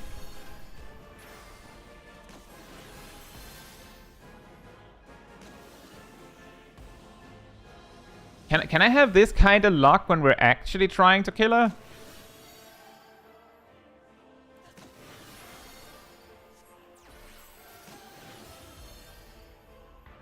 The ads deal blunt damage abusing the Vuln stacks? I don't know.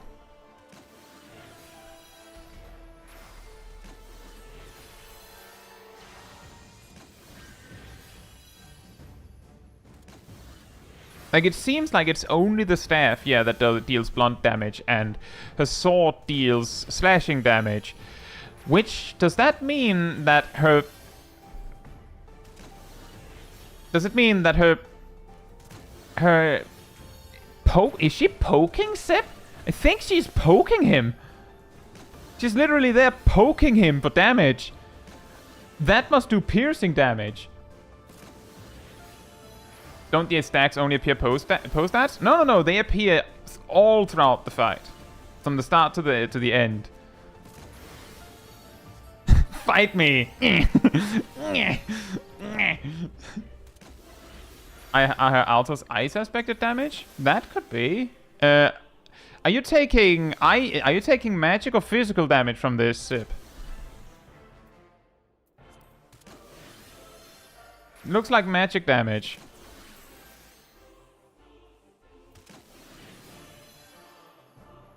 Nyeh.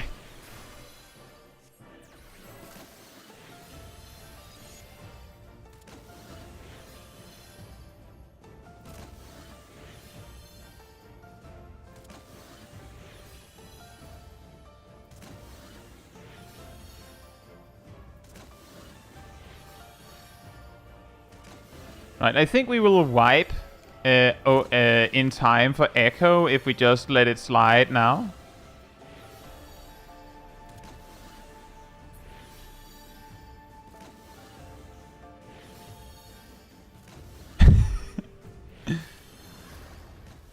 Dunk.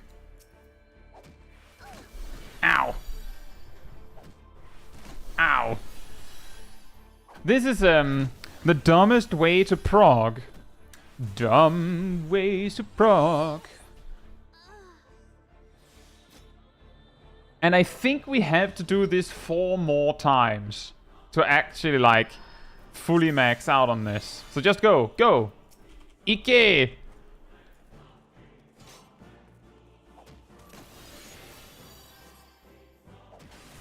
Sip, you have to taunt. You have to taunt.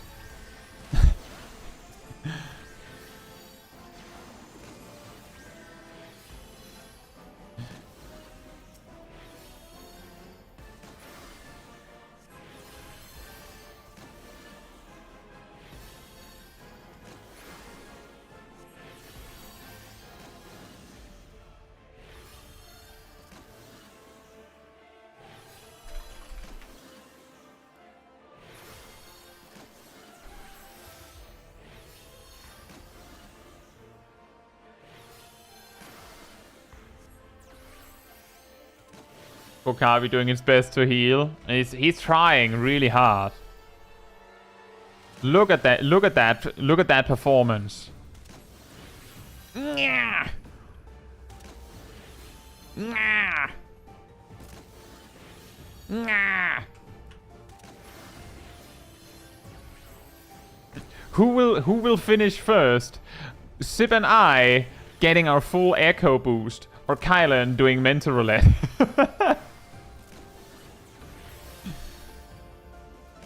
Surely a scholar can tank her. I don't know about that.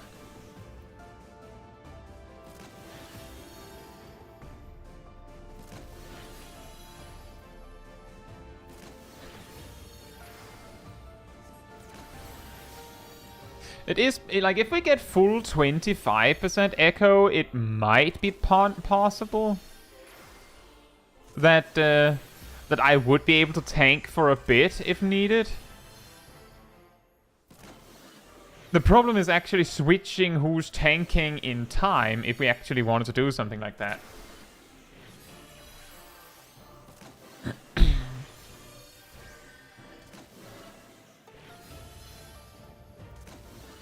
Q popped. All right, the race is on, everyone.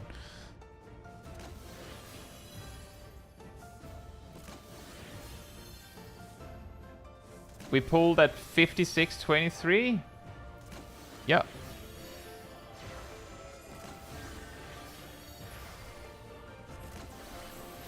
How many damage buffs can you tank, Sword? That is an excellent question. Let's hope the roulette is that would be extremely funny. Actually, I don't. I think we can just let it be now.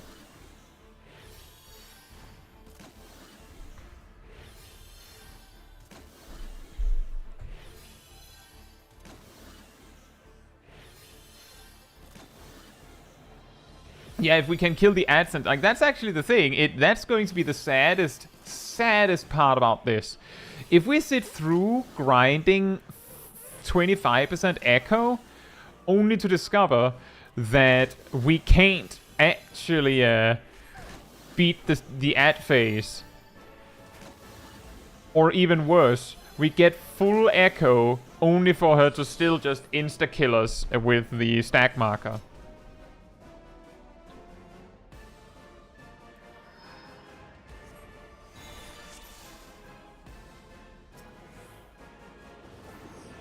$52.51.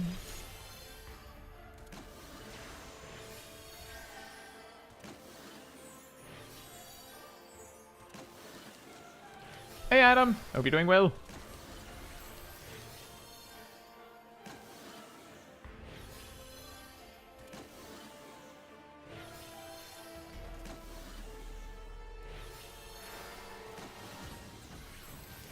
You'll probably only wait 130 minutes before starting an attempt and still get echo. The problem is that if her first mechanic is actually the stack marker, then we're toast, and then we've wasted around 1 to 2 minutes.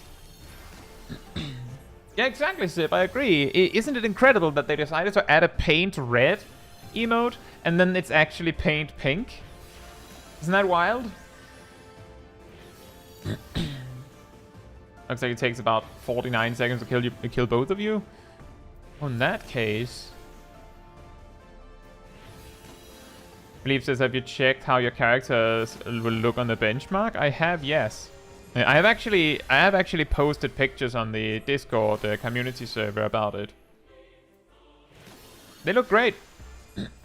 I believe Small Kai looks almost identical to current, in my opinion. Big Kai looks a little different.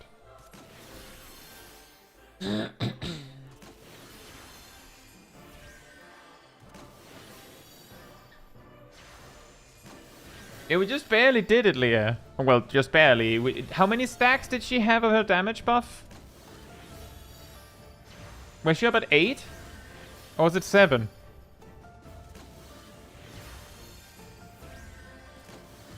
8. Yeah, and she hardened rages at 11. Do you have any news on the Dawn Trail requirements and if they manage to lower them? I mean, what we have right now is a benchmark thing you can test to see if your PC can run it. You already finished, Kyler. Well then.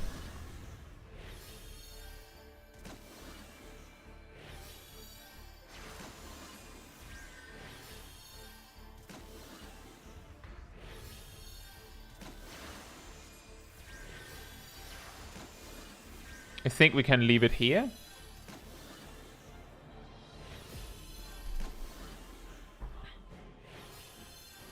Yeah, it's true. Sid mentioned that auras now have a philtrum, the thing here on your nose, or under your nose, which they absolutely don't have on live.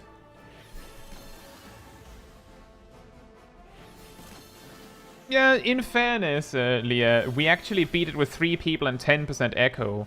We, however, did not farm for echo like we're doing now. We just happen to have 10% from genuine wipes. But can Kylan finish 2 mental roulets?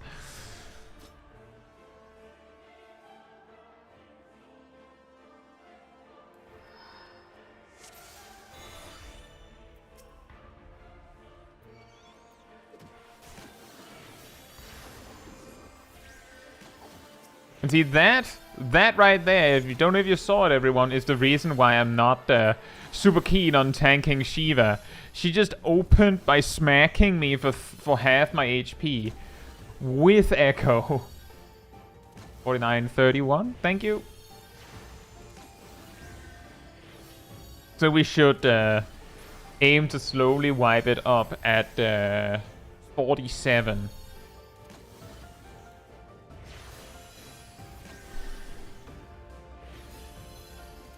And I do agree with that, Sid. We could have probably done it with just 5% echo. Especially given that we wiped on 8. Or well, rather that we beat it on 8.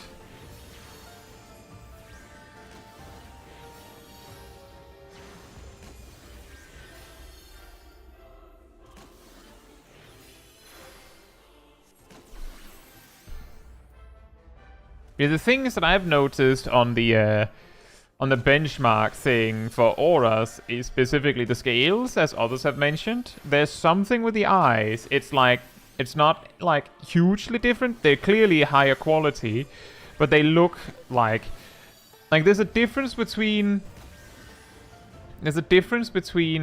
them like having like higher quality on something, and then there's like the difference of it looks different and also higher quality. Don't know what you're talking about. I can't see a difference really. You see how there's almost just a complete... Well, actually, if I look really closely, I can see that there might be something, but it's a lot more obvious on the benchmark thing.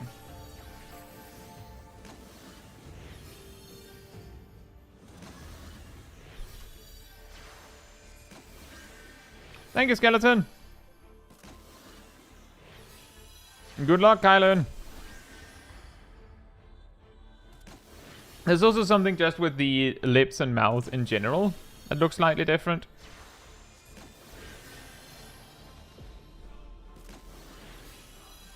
You know, the most amazing possibility is like if I can't actually survive stacking for the shield bash thing with Sip, there's a possibility that he might be able to live it with a defensive cooldown. Or now have permanently chapped lips. I don't know, didn't they already have that? Oh, whoops, I should have stopped healing a while ago.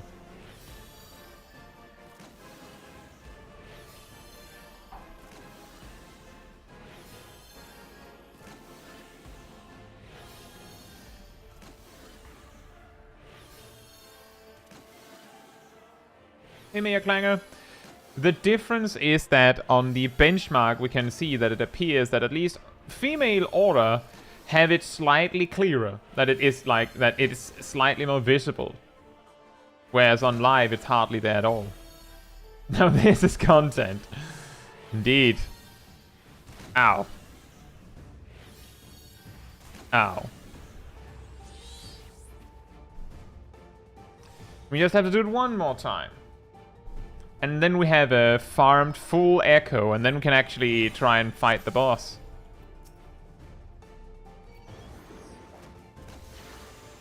$45? 45, 55 or so.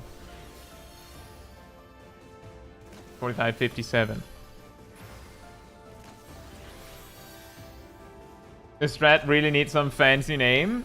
I call it the Echo Sandbag.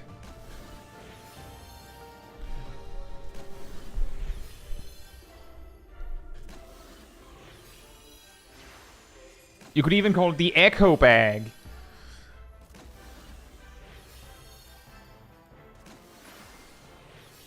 This is, I have a feeling...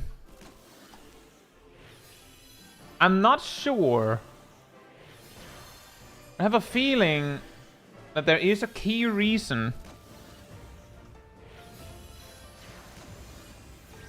why they stopped doing this, where bosses, like, do stuff at HP percentages instead of, like, at specific intervals.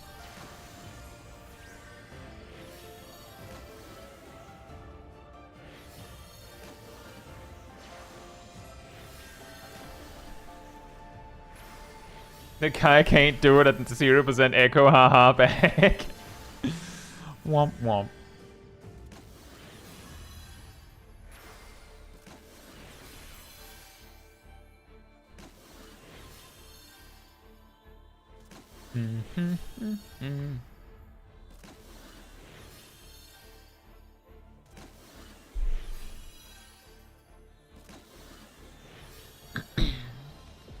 But I do think once we have full echo here, this is going to be like our best chance at doing this.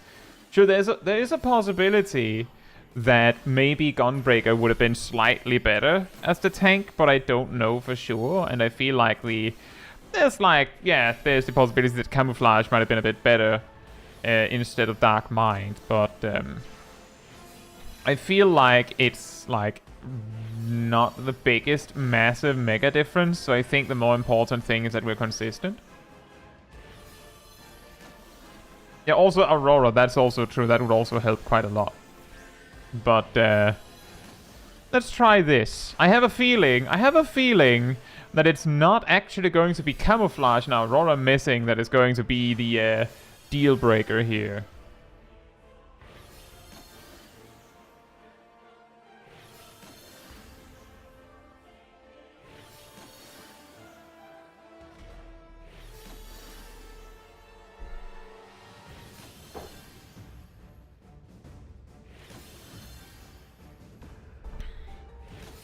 She's actually starting to have a real challenge in actually killing Sip. Look at this.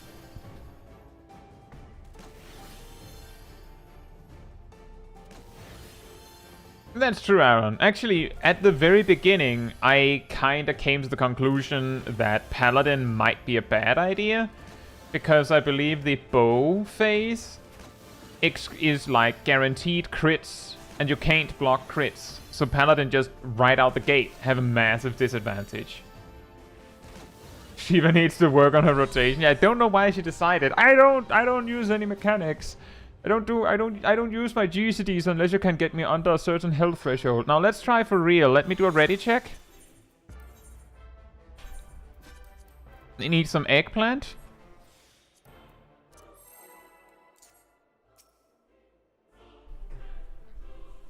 We are at 25%.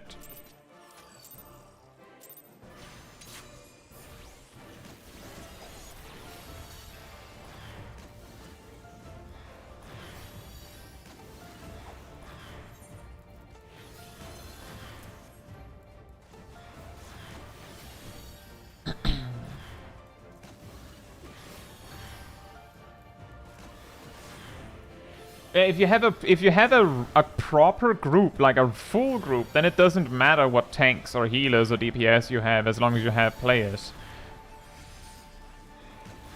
Oh, whoops.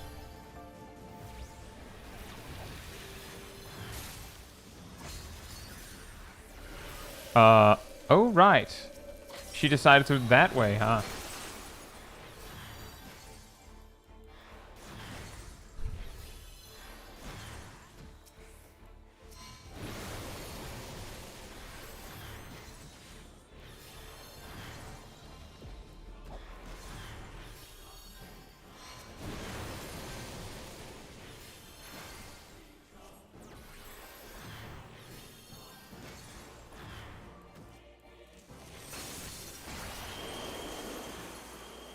Oh boy.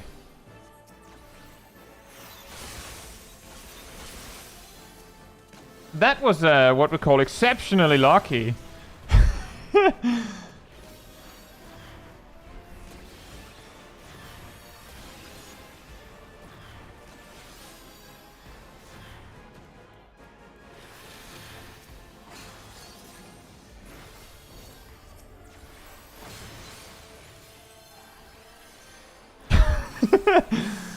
Alright. Ow. Now for the rest of the fight. Yeah, I actually already realized that I only survived that because of a crit shield.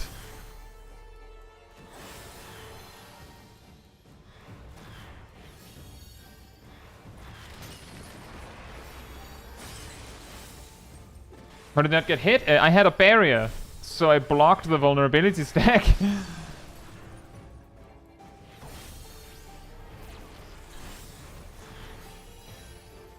Oh, wait, what? Didn't she already do that? Huh? What's happening? Is the fight going so slow that the game isn't entirely sure what it's supposed to do about this?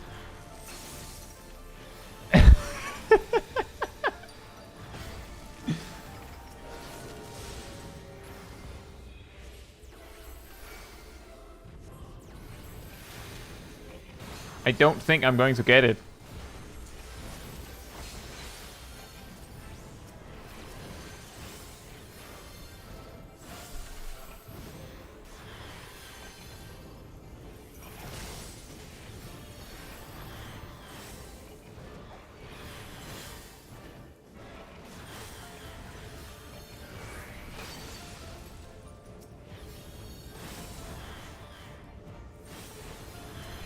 Nope, I miscalculated the damage you were taking.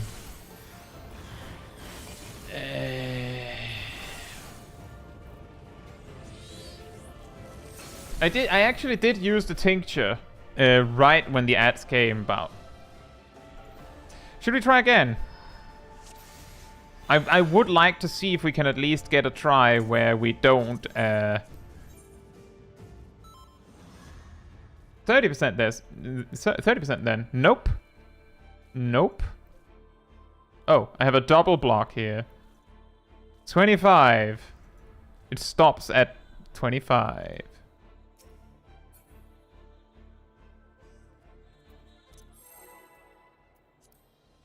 %25 is the cap on extremes, yes.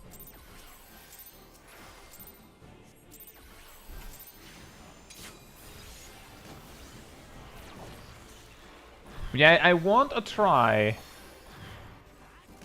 where we have where we actually like get the enrage on the ads if possible.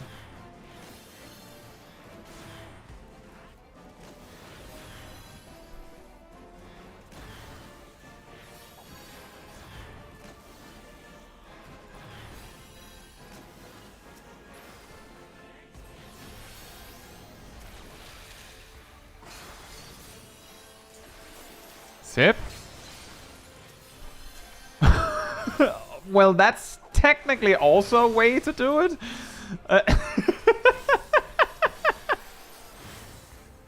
Did you use a cooldown for that?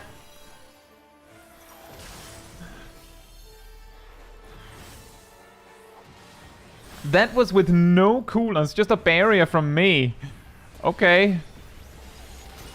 In that case, it means it might be possible for Sip to just solo the stack with the defensive cooldown if he has one. That is a huge discovery.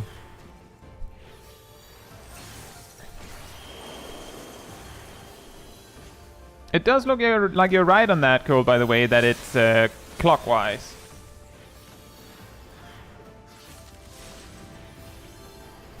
Yeah, that is correct. I am on EU, Aaron.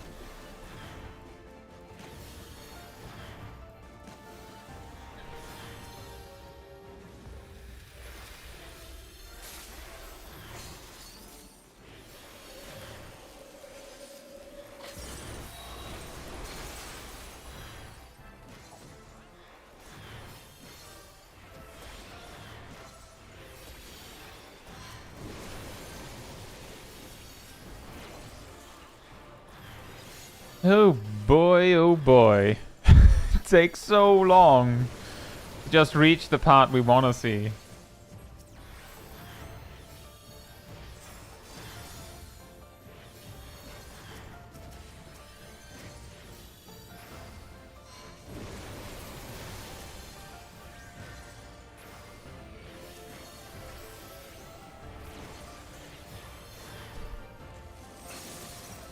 We never needed to stag, I guess. We just needed echo. Well, let's see.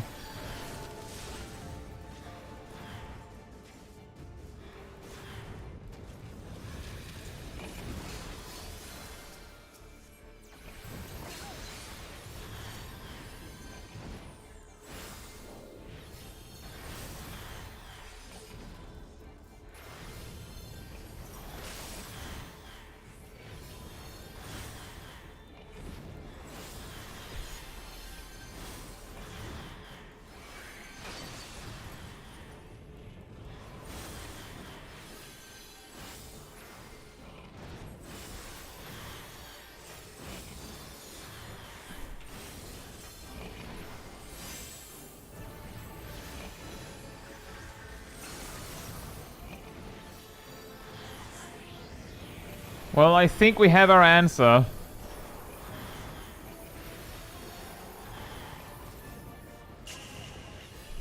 Or maybe not. Are you kidding me? Wait, what? Huh? Nani? That hurt a lot more than usual, but somehow we lived it.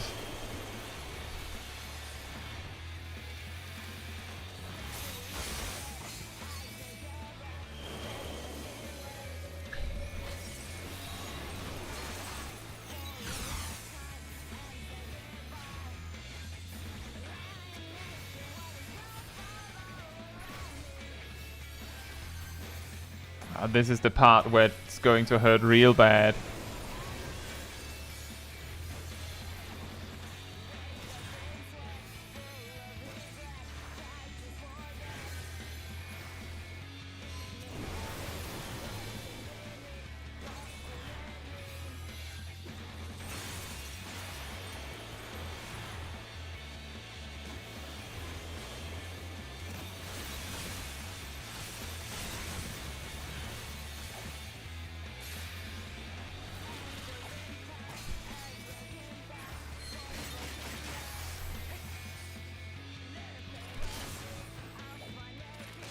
You know, the saddest part here is that I have a feeling that I'll actually have to, like, slow down on my MP on attacking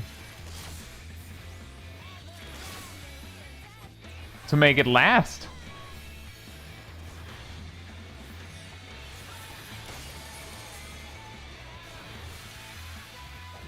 Slippity slide.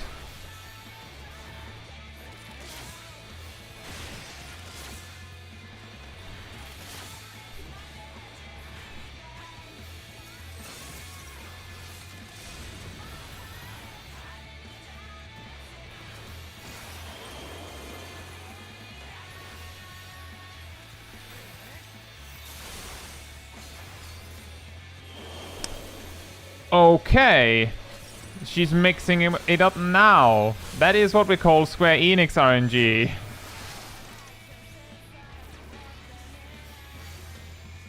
Yeah, that is kind of what I mean, Perrin. That is kind of what is happening, is that that's the reason why I started using Ruins instead. It's exactly because of the observation that you just made.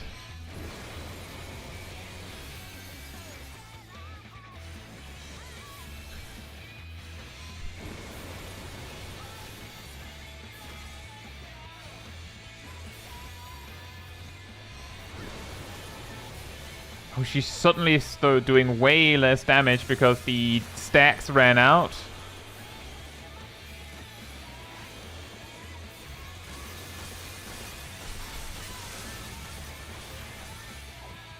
Now the question is whether she's going to go bow. Whether she's going to go sword next and we're toast.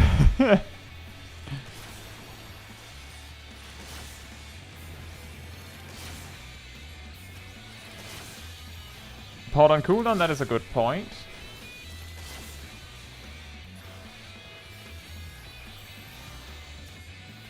Sip, do you have it? Yep, good.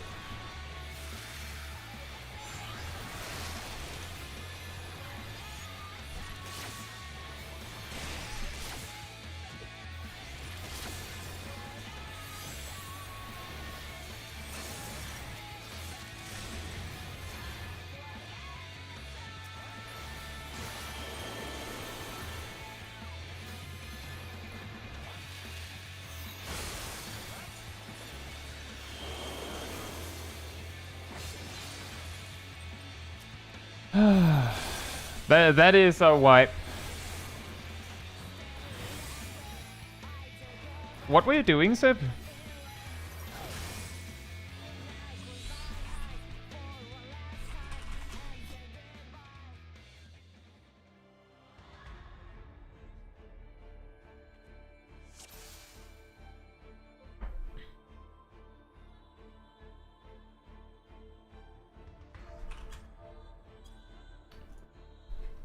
Seven stacks at 40%, at over 40%. Yeah. See, the thing is, when she reaches 10 stacks, she still doesn't enrage. She enrages at the 11th stack, so that means that we would have the time of the full 7th stack, the full 8th, full 9th, and full 10th. So we still have like 4.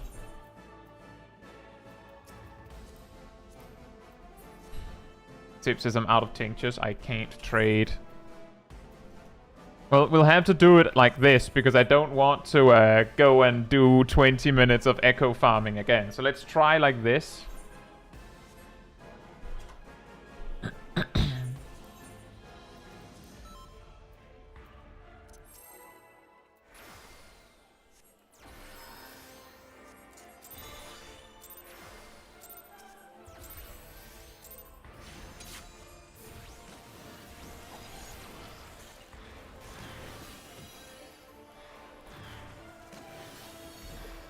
The amount of altars in each phase set? I don't know, but that is an interesting point that we might be able to extend the time we have by kiting her more.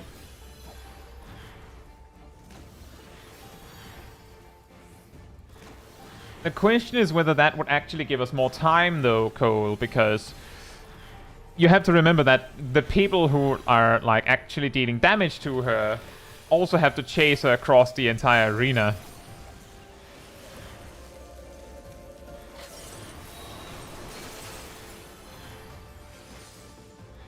So I would have to run to the other end of the arena, pull Sip over, which means that I'm not doing nearly as much damage while I'm running. And Sip is doing no damage while she's coming over to us. So it might mean that we're gaining like 3 seconds, but we're also losing the same 3 seconds elsewhere.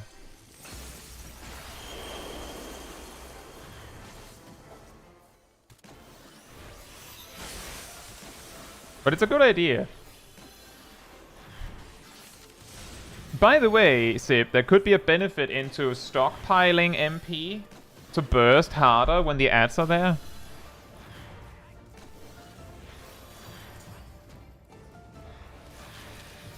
Like just... Oh, I don't think I'm actually ready.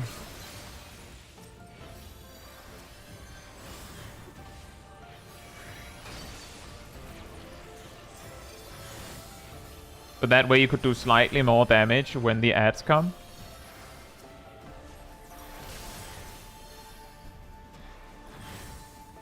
It's incredible how big of a difference just 1 DPS makes, isn't it?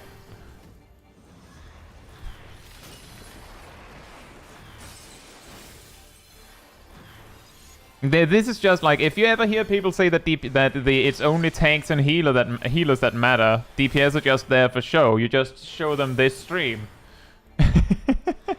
Zip. Whew.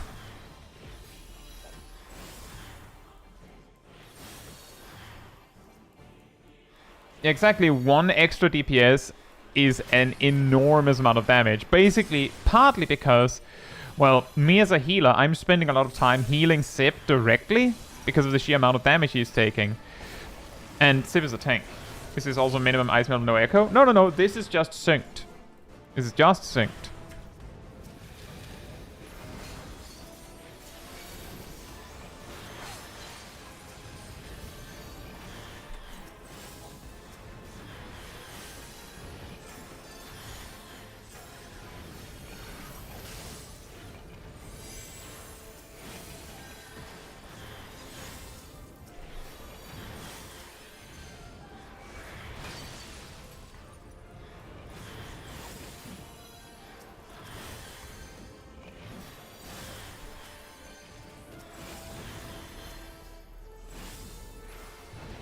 Parent says, are you auto-attacking at all? Can you see how I target a mob every so often? You can see the fact that I'm auto-attacking. It's like this little thing up there.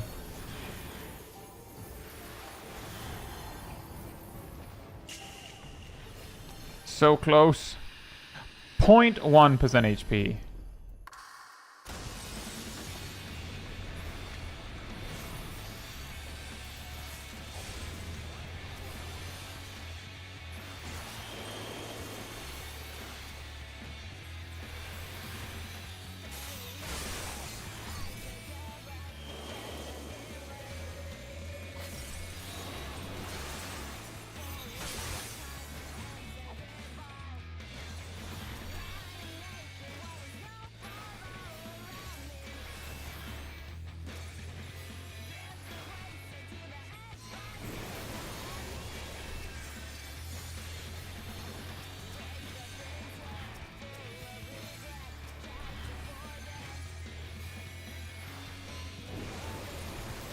Oh man, she hits hard.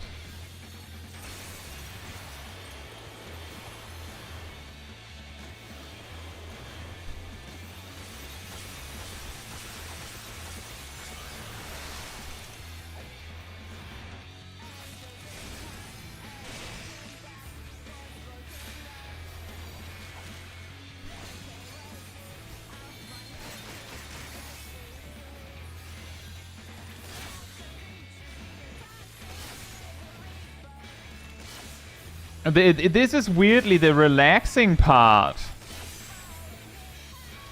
Where she's just pelting my tank with critical hits. That's the easy part.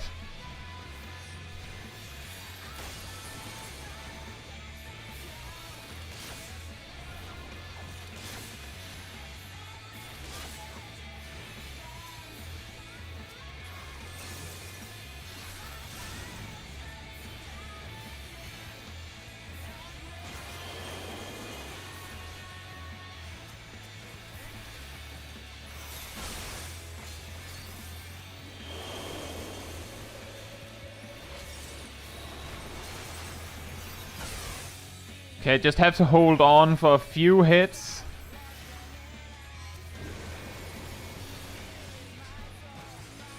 Now it's easy again. And this is like, I don't even know if I want her to go easy on me right now, because I just had to energy drain a few times. Like, I was ready, I was prepared for the sword, and then she didn't do it. And now the next sword is going to be even worse.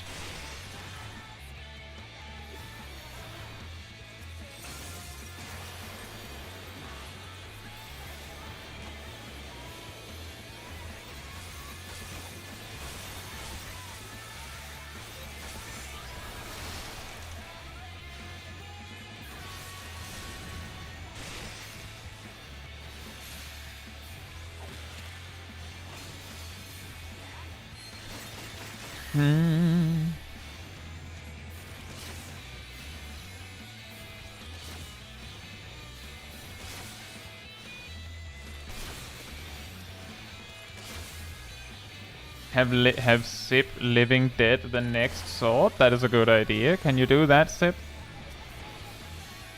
Oh, I'm going to take this. Ugh. And that is why Sip pulls her all the way to the edge, everyone. That is the reason.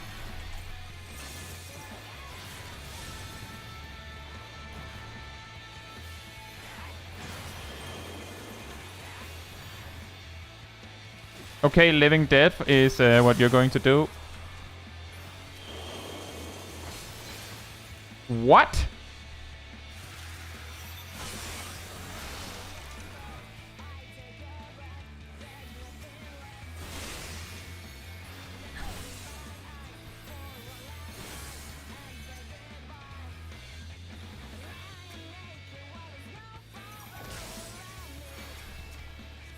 You have to provoke. Thank you.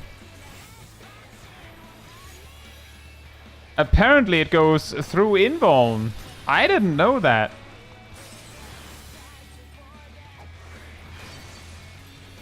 Why does it go through? That is an excellent question, but we learn more and more here.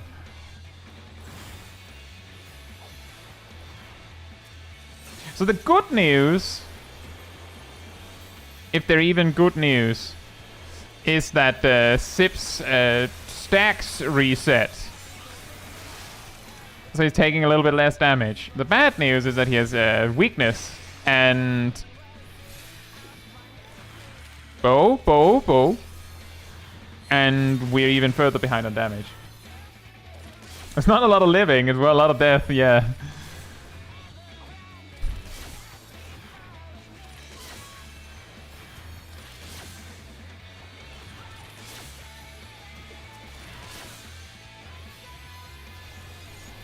Oh, it's on you, Sip. Sip is reporting that his mouse died. Somehow he's still holding on.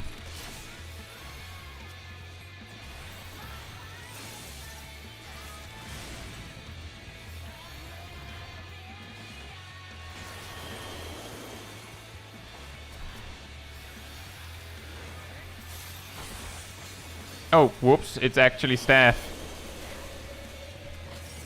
After I did all this prep work, it's just staff. How goes the prog? This is our best try so far, I think.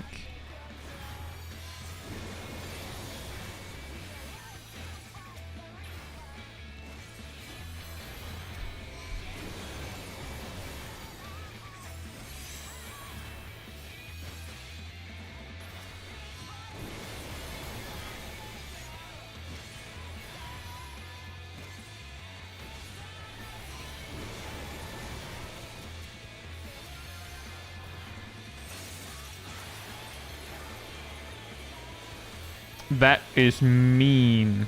Oh no. Yeah, this might be tough.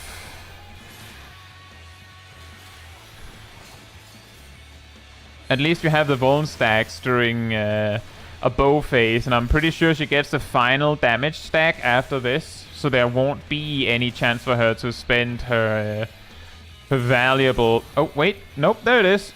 That was not long. We did not have a lot of time for that. I expected us to have more time on 10 stacks.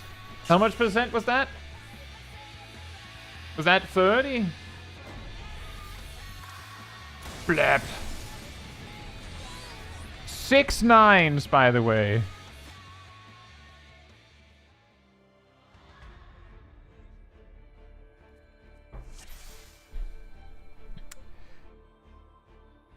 Zab says 22, Ross says 32, Sip says 27, Edored says 27.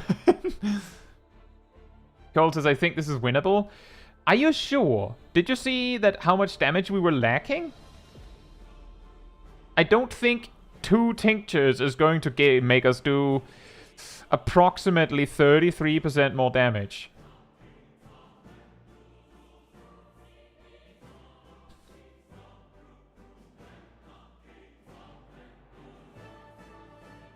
Like, tinctures make you do, like, 8 to 10. Like, it makes you do... Well, it makes you do 10% more damage. for 30 seconds. 10% more damage for 30 seconds. That's not 33%. If Sip had not died... If Sip had not died, then maybe we would have gotten it to like... gotten up to maybe 20%. How much echo buff can you get? 25%, and we are on 25%. There's nothing more we can do. We can try again. We have 16 minutes. We could go again. Do you want to go again, Sip? Or is your mouse still dead? Did you have a backup? Just reiterating, Sip's mouse died in the middle of the pool.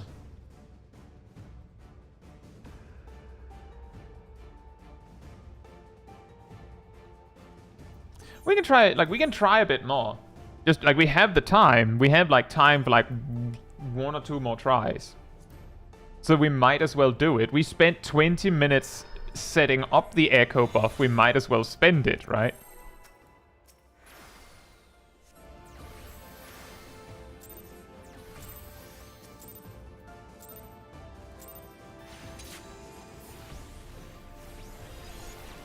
Cole, I am genuinely saying that I don't believe that we can push 33% more damage. I think you're being a little bit too optimistic. And I don't think Gunbreaker does that much more damage than a Dark Knight. In fact, there's a reasonable chance Dark Knight does the same damage or more at level 50.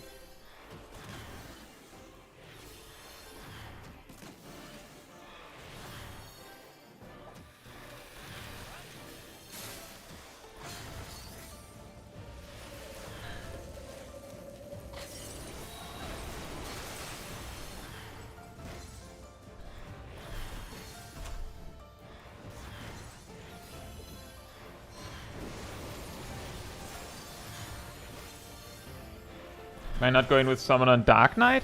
How would we actually do the healing necessary?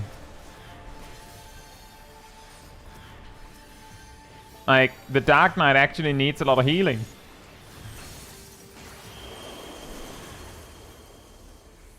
Like, the Summoner would be spending the vast majority of its time just casting Physic. And then the fact that Summoner can do more damage than Scholar doesn't do anything.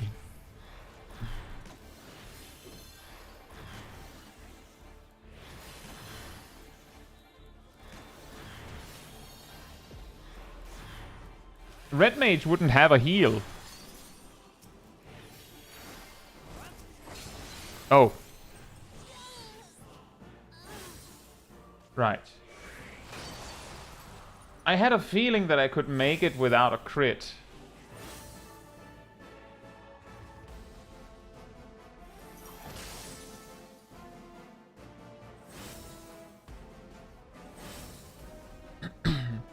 I mean, Perrin, we have discovered that there are significant amounts of items that are higher item level that you could use to actually push your mind stat as a summoner, and even your strength stat.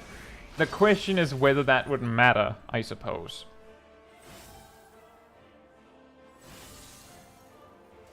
Gunbreaker makes you do like 100% more damage just because of how cool it is. Like, I mean, I'm just saying that, sure, maybe Gunbreaker could do a little bit more damage, but the balance isn't so insanely skewed that if we just had a Gunbreaker instead of a Dark Knight, we would be doing 33% more damage. That's impossibly unlikely. If we did things perfectly, then there's a possibility we could possibly push like 10% more damage. What about party of 5 but only 2 people alive for extra stats?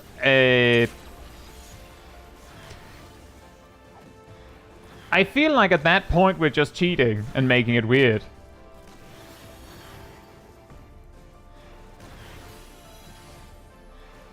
Perrin, I was talking about gear. I didn't say potions at any point.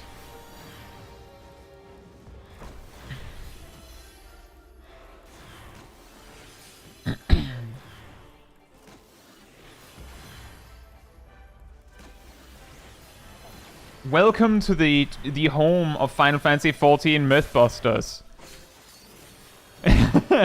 We do a lot of weird things around here. What's the eye level hard cap? 130. And we're just synced.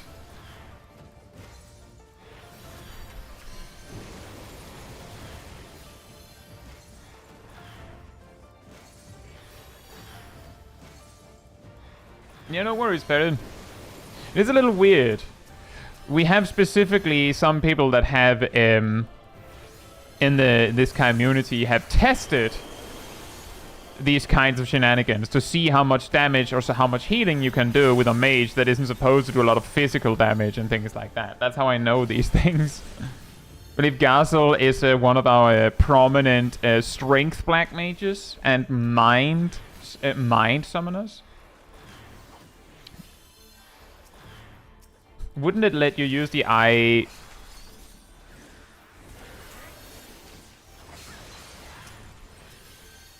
the I-135 Bahamut weapons? Probably. But I don't think those weapons is going to give us that much more damage.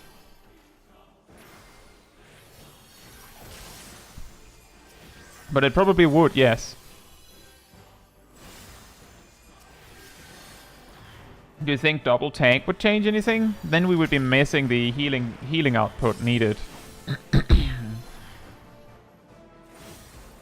I think, at least.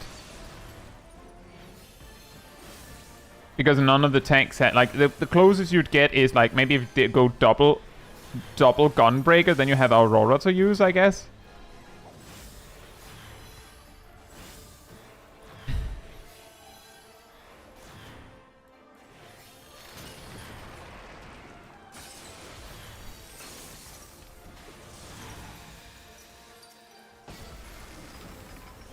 Sip, I can. You don't have to use invuln for it. I got the lucky crit.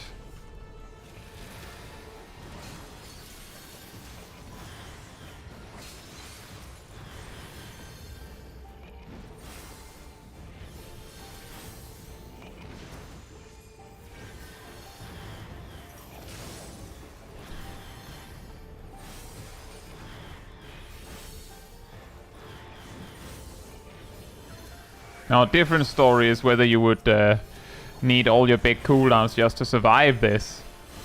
If you have anything.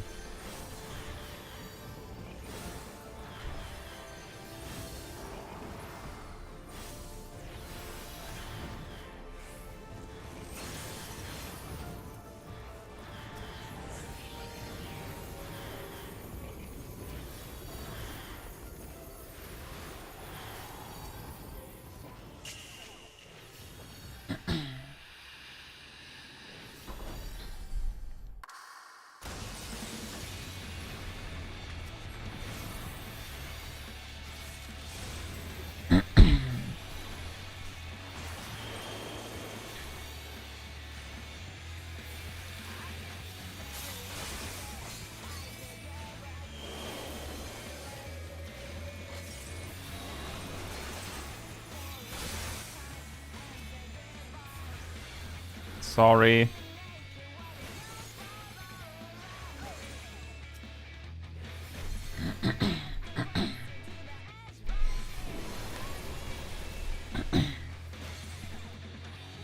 I think we still have time for one more try.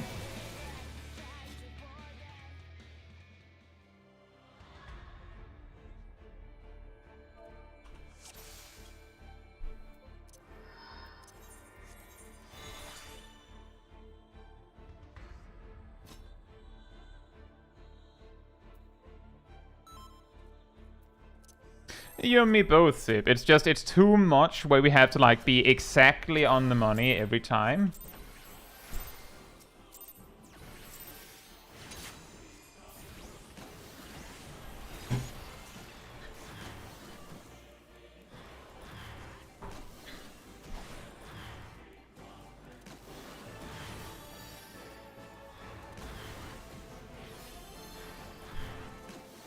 And then, like, when you have to be that perfect every single time, it gradually wears you down.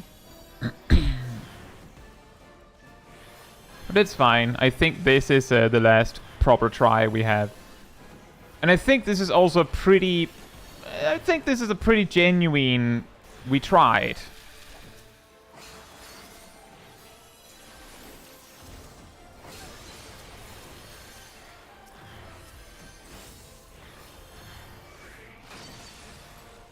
I'm pretty confident that like even if we did everything perfect, it can't be done with what I've seen here.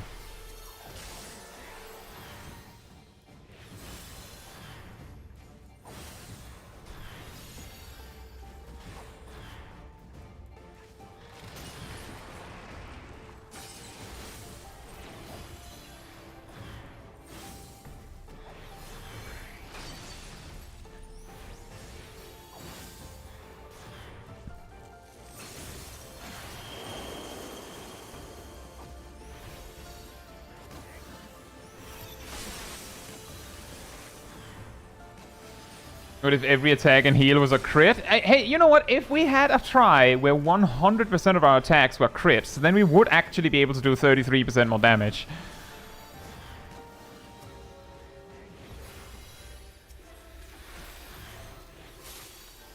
So maybe you're onto something.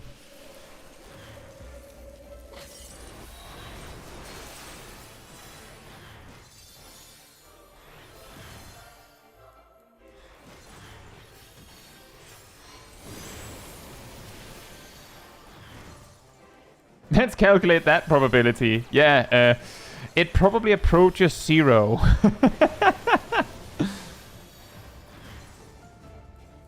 But hey, it would be funny, wouldn't it?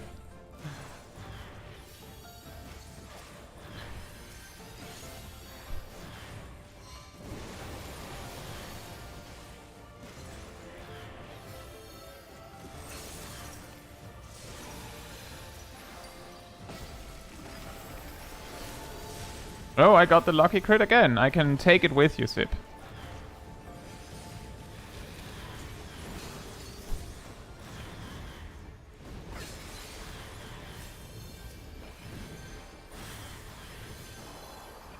Oh, Living Dead is up.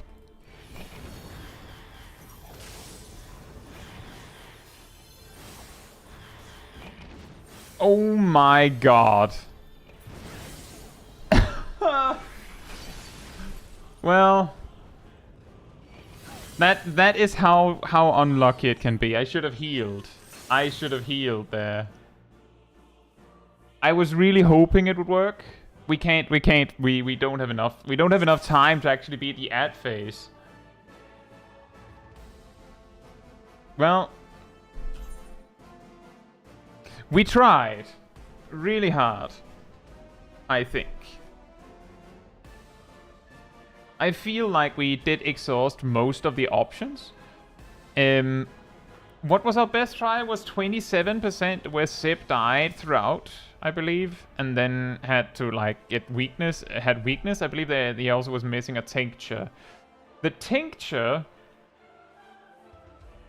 could have made it so that we would have gotten to like 25 or 24%, maybe. But I still feel like that's extremely generous.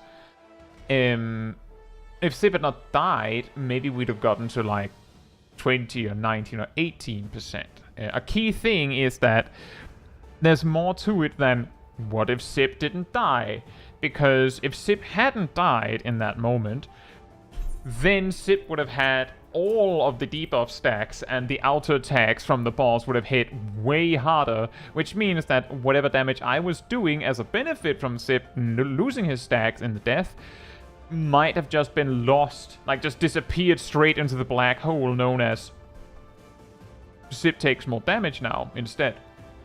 So I think the closest we could get is like 20 or 19 or 18%. Oh, the level 50 toolkit is extremely limited, yeah. And yeah, I will also say that really well done. And also thank you for your participation, for everyone who actually joined for the 8, 7, 6, 5, 4, and 3-man groups. Very appreciated assistance. Ross says other AI extremes. I think I would dedicate a separate stream to each one.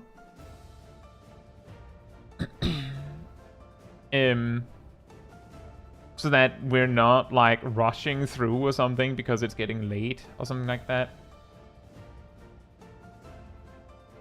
No thanks to the two-man Shiva team. I mean, we were actually in a... We actually were in all of the teams. Need to buy Sip a pint. How would I do that? He's not here. But yeah, I think this was an interesting experiment, and I absolutely think that we will try with... I also think that it's just right that we let the duty timer time out properly, since we were there for this long. But I do think it would be interesting to try it with all sorts of old extremes. We can try it with basically all of the A Realm Reborn ones we could absolutely try, and then we could go on to try the Heavensward ones. And then we can try the Stormblood ones, because they would presumably get gradually harder. And then we can try the Shadowbringers ones. And I think, just going out on a limb here, based on how often I would be able to do this, that we might not actually make it very far before Dawn Trail comes out. Garuda requires 2 tanks minimum. Ramu requires 2 tanks minimum. So, like, some of the bosses would just be like, well, you need 2 tanks and 1 healer at least. Or it might be like, oh, you need 2 tanks and 2 healers. And that's the interesting thing, is that if a boss mechanic requires a certain number of players, then that already puts a minimum requirement, right? And I agree with that, Leah, because I believe I said that in my I have a video from a while back called the first one called A Good Day in Mental Roulette, where we did Shiva, where my main point when we beat Shiva first try, by the way, on Extreme, was that we had 1 solid mentor tank, 1 solid mentor healer, and 1 solid mentor DPS. The rest of the group didn't matter, because we had enough people to do it. And given that we beat Extreme Shiva with only 3 players, that claim that the rest of the group, like out of those 3 players, the rest of the group was actually not needed, kinda holds water, right? Diamond weapon can be soloed if you can pull more damage from somewhere. Ah, yes. Let me... I have this well here. Watch. Ah, is this more damage? Is this more damage?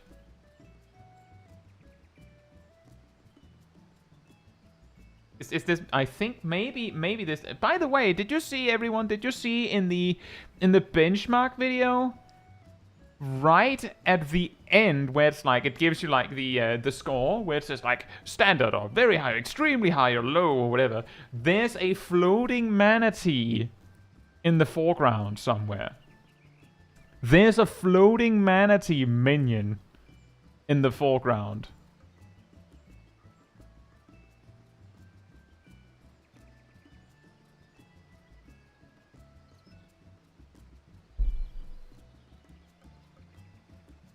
What do you mean by that, absurd?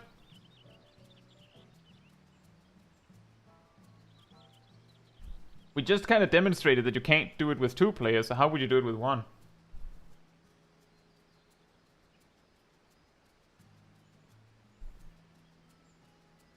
Hams is just waiting for this to give birth to a toxic behavior where mentor healers don't rest players because 3 players could beat it. Bruh. Manatee minion doesn't show up with at least standard or below score. What? Bruh. What absurdity is that? They don't want to show you to the people that don't have like monster PCs? That's absurd. That is actually absurd. Oh yeah, that is true. There's a very real possibility that a blue mage might be able to solo it if you're really good. I mean, let me just reiterate, because I think there was a lot of people that came in the middle of the stream, so they might not have heard like the whole point, the origin of this idea. It's interesting to see how challenging the old extremes are when you do them, like minimum item level, no echo, and all that. That is interesting. But something that you will regularly actually be faced with on in Mentor Roulette is landing in extremes where like maybe you're a healer and you're like, okay, one of the tanks is a mentor, they actually know tactics, I have a mentor in the DPS as well, maybe we can do it. And there the interesting question is, how many competent players do you actually need to deal with that? Ham's blue would most likely not be able to. The stack stack would one-shot them. You can just use diamond back and take 90% less damage.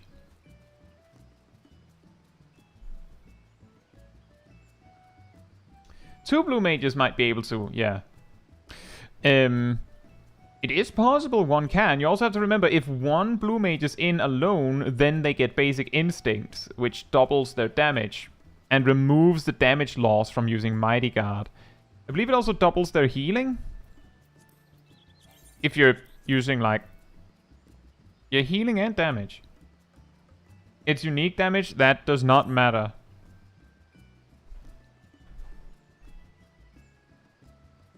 Unique damage is often associated with mechanics like hard enrages that ignore damage reduction, but unique damage doesn't inherently ignore damage reduction.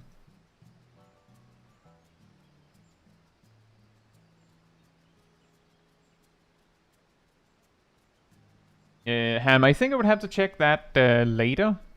Anyway, what I wanted to say with this whole point is that if you're a mentor and you land in these extremes, it becomes a very common question, I would say. Could we have beaten it if we had like one more competent player? And if so, what role would they need to be? And the example I gave of that is, like, I've done Shiva Extreme both as a healer and a DPS in Mentor Roulette. And my observation was, you can beat it if you have one competent tank, one competent healer, and I mean, one competent DPS doesn't hurt, it certainly makes things easier, but it would be nice if you had more than that.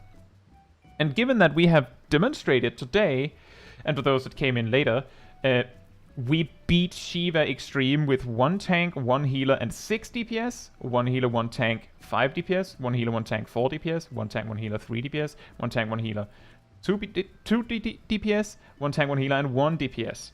And then we spent like an hour trying to make the magic of one tank and one healer only do it. And we were just like, basically, if we were around 33% damage short, it means that 1 DPS would have done it. Maybe 2 tanks, like 1 extra tank would have done it. Can you queue mentor in group? Nope. Only solo. Ham says the stack hit through Sentinel, Rampart, and Holy Sheltron. The stack hit through Sentinel, Rampart, and Holy Sheltron did the same as a hit on only Hallowed Ground. In that case, you're right, Ham. You might be onto something.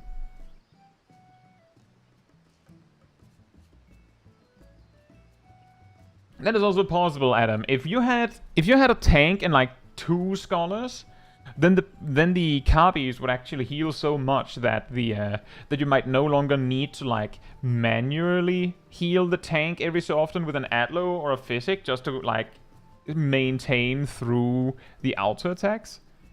Like, it might be pretty significant. So like, you're right, the third player might actually be feasibly anything.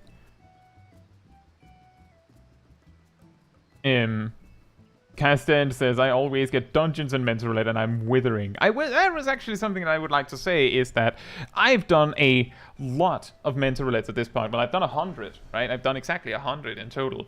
And something that I've noticed is that if I sit down and just spam Mental Roulettes, you might think that they're like that. All of the mentors are like, yes, guild test, that's a freebie. I load into guild test and I'm like, I mean, sure, it's practically free. It takes 2 minutes and you get the clear. But I would actually rather land in like a normal raid at the very least. Or like an actually, at least challenging normal trial. If you're on NA, I've heard that the Primal DC has a lot more extremes if you're interested in those. That can be helpful for any NA mentors. I am on EU. You'd rather land in Diamond Weapon EX? I'd actually not rather land in Diamond Weapon EX, but Diamond Weapon Normal? Absolutely. I would actually rather take Diamond Weapon Normal with 7 sprouts that are all first-timers than I would want a guild test. I would like that. Add Savage to Mental Roulette. Could you imagine if they added old Savage to Mental Roulette? They just add Coils of Bahamut to Mental Roulette. The reason why I think that would be absurd is because we have, like, while some people say it would be funny if they added Savage raids to Mental Roulette, you have a lot of actual mentors, well, actual, maybe like a little bit in parentheses, but we have mentors, at least, like people that are doing Mental Roulette who would like it if extremes were removed from Mental Roulette. Or better yet, that we had 2 Mental Roulettes, like 2 different ones, where you have like regular Mental Roulette and then you have like extreme Mental Roulette, that you could put extremes and Savage in that one. And then just make it so that the extreme Mental Roulette gives a way bigger reward and it counts as like 10 successes in the achievement if you get it. Or make a new achievement for like doing a certain number of those and like give a crazy reward for that.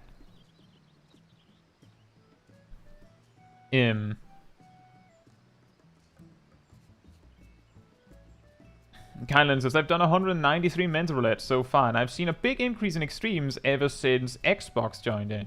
I'm assuming this is because they are mostly free trials and can't use Party Finder. Very likely, it's probably a combination of a lot of free trials and just not a lot of new players. Because that's the thing, is that you have to, you know, learn. Like, if you have actually bought the game, that doesn't mean that you actually know that it is, like, not common practice. Cole says, no Party Finder for free trial is so dumb. Cole, let me put it like this. If free trials could post Party Finders, then all of this entire page and the next over, like 2 or 3 pages over, would be ads for guild sellers. Just all of it. That's the reason. That's also the reason why free trials can't invite people. It's because let them join Party Finders. I've heard that free trials can, in fact, join Party Finders, but I'm not 100% sure on the validity of that. Again, because if they could, then guild sellers could just, like, have their free trial bots just join and spam. Yeah, that is the problem. Basically, this circles back to bots mean we can't have nice things. Free trial can join Party Finder? Fair enough. I wonder why bots don't do that then. But that is the reason. That is the reason why it can be dangerous to let free trials do stuff. It's not because the actual genuine player free trials, the actual people, are not allowed to have that necessarily.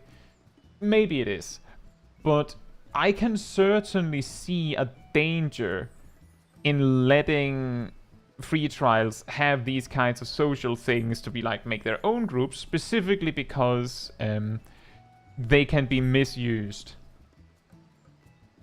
Ired says, I heard that some venue bots enter party finders. Well, there you go. They don't have the item levels to join any of the parties. That is a good point. They might not have the things unlocked to join the groups. But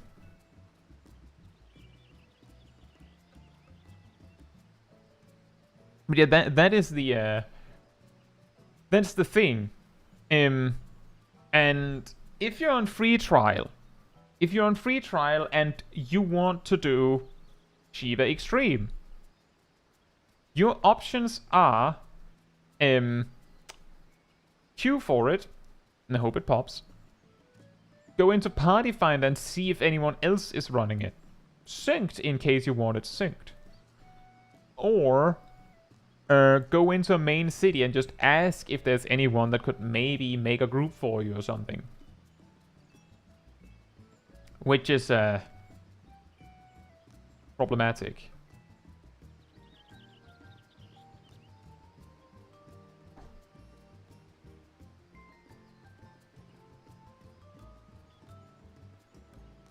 Sip says, if someone ever joins my party fund and advertises a venue, that venue is immediately never getting touched. See, that's the weirdest thing about this. A lot of people feel this way. That if they see venues advertised in the city, they say, well, I'll never attend it. But the thing is, I think a lot of us that have that kind of reaction, there's a reasonable chance we would never visit the venue in the first place. So it's like, oh, I'm never visiting that venue. Are you visiting any venues, honestly? So maybe it makes no difference. You're not the target audience that they're aiming for. It reminds me of this post I saw that that someone mentioned there's a specific advertiser that shouts in every single data center in Limsa Lominsa, every single world. I'm sure you know which one. And they were like in group with a friend. And those two people, like the person who posted it and their friend, had two vastly different reactions to this post. The poster themselves, like the person who wrote the story here, said that they immediately blacklisted the person so they couldn't see the spam anymore. The other person, 5 minutes later, shared the picture drawn of them on Discord. The one person went, oh, that's really annoying, I'm just ignoring them forever. The other person actually clicked the ad. So that's why it works.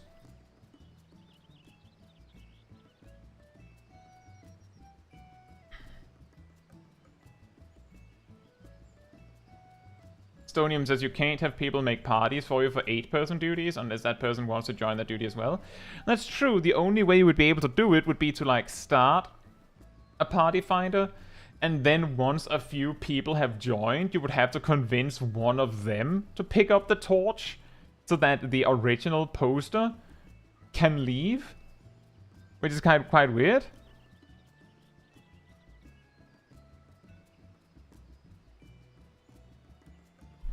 Gleaming says, I remember the days of asking if someone could put me and my partner in a party.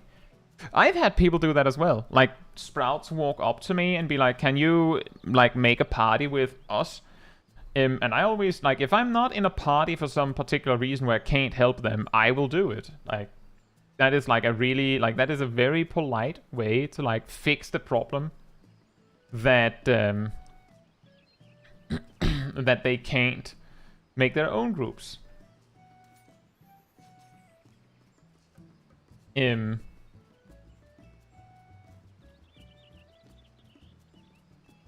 But you know what I'm really happy about with this this session of doing Shiva Extreme Countdown is that I'm happy that we actually managed to go beyond what I expected. You might notice that there's 4 players in the thumbnail, That's because I thought that the end game was 1 tank, 1 healer, 2 DPS. I didn't actually believe we could go beyond that. But we could actually go all the way down to 1 DPS in the group. So...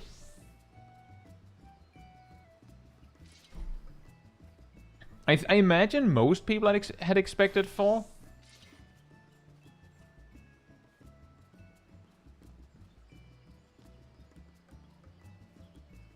Just advertise your venue on a billboard? Oh no. Make sure, make extra sure to put like glam items that are not actually in the game yet on the billboard. I'm sure that won't go bad.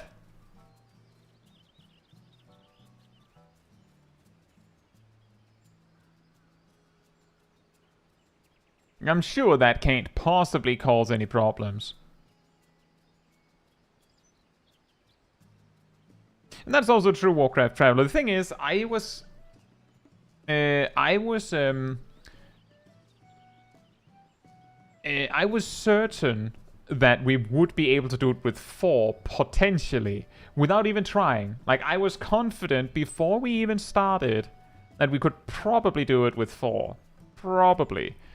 But I was expecting it to be a case of...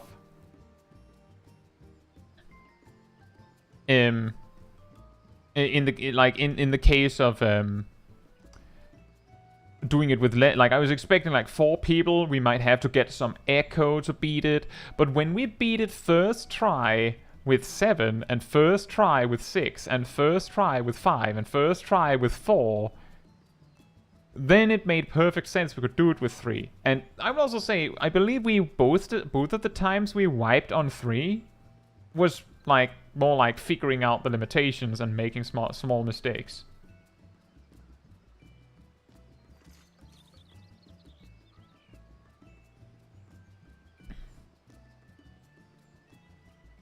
Oh no, Gleaming, the reason why we make memes out of the billboard, Gleaming, it's not the billboard itself. If they had made, like, if they had turned off all mods and made a normal screenshot of the game and, you know, like, added other stuff in, like Photoshop or something after the fact,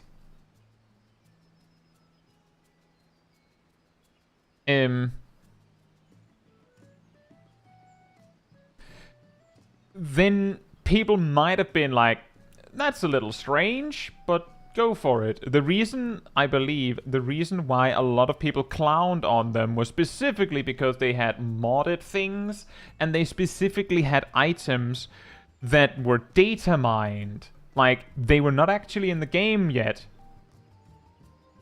Like, that's the problem. That's why people clown on them so hard, is because it could have been fine. It could have been perfect. It could have been, you know, slightly weird, but fine. But instead, they went too far. That's why people clown on it so much. But beyond, like, if it had just been like a normal picture, like for a venue or something, then I don't think people would have made such a big deal of it. Like it says, when is video sharing stream? Do you mean tea time? I believe... Well, that would be next week, since we do that every other week on Thursdays, usually. So that would be next week. And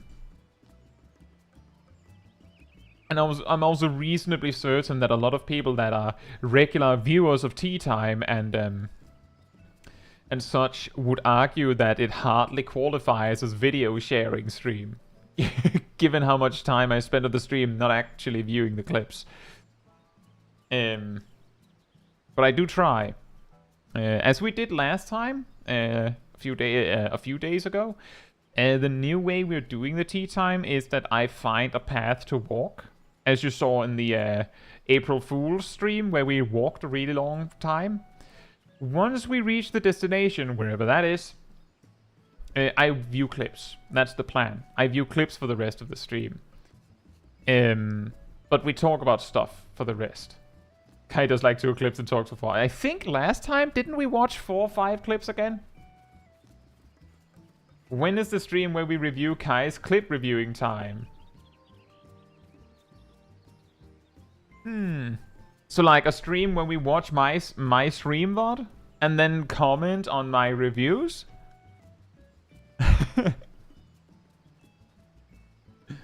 Like a commentator commentating on a commentator. Commentating a fight, or a match, or something,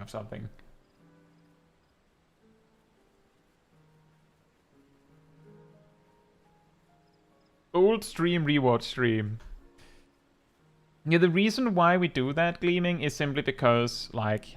So I stream Tuesdays and Thursdays, and I got the impression that people really like this, like that we do like just, you know, daily roulettes on Tuesdays. So I try to make that interesting and weird in some way, like with the twists. But because of that, because I stream also Thursdays, half the time we're doing the solo challenge, and the other half we're doing tea time. But we are reaching an end with solo stream, since next time we will actually include Lunar Subterrane. And then the question is whether we go back and retry some of those that we didn't manage to get that I think we could have done, or we do something completely different. Like maybe we do this on Thursdays. Let's rewatch Kai's first stream for 25,000 subs. You know what would be funny about that? My first stream was a 1K sub celebration stream. So...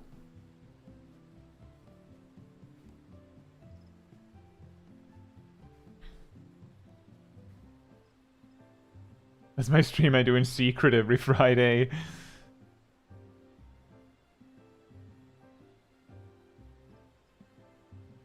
Can we watch Kai's first ever video on the channel? Let's rewatch Kai's WoW clips.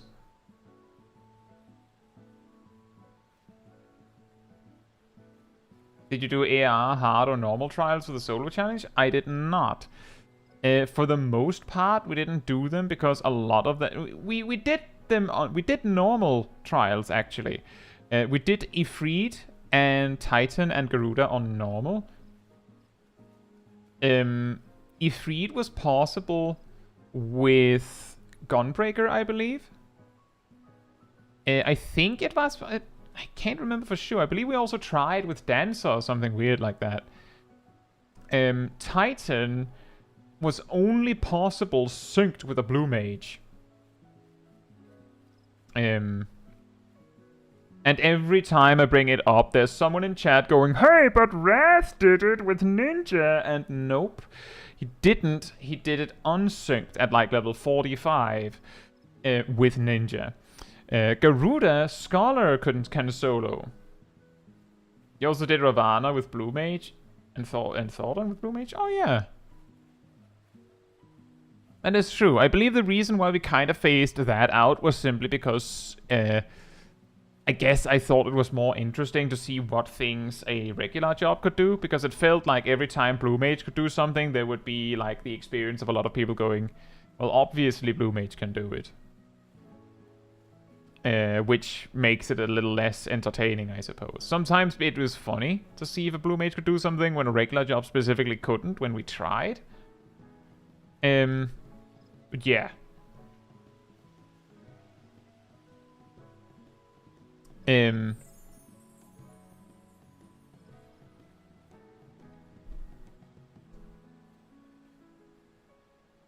Time to do everything again when Beastmaster. The first video you ever recorded anywhere.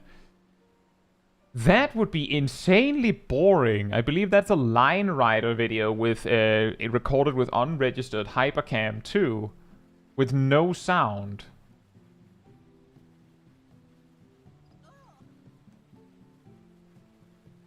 I think that would be incredibly boring.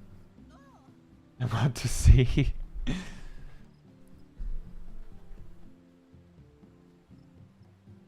But, well, I mean, Line Rider was fun. I was not good at it, though.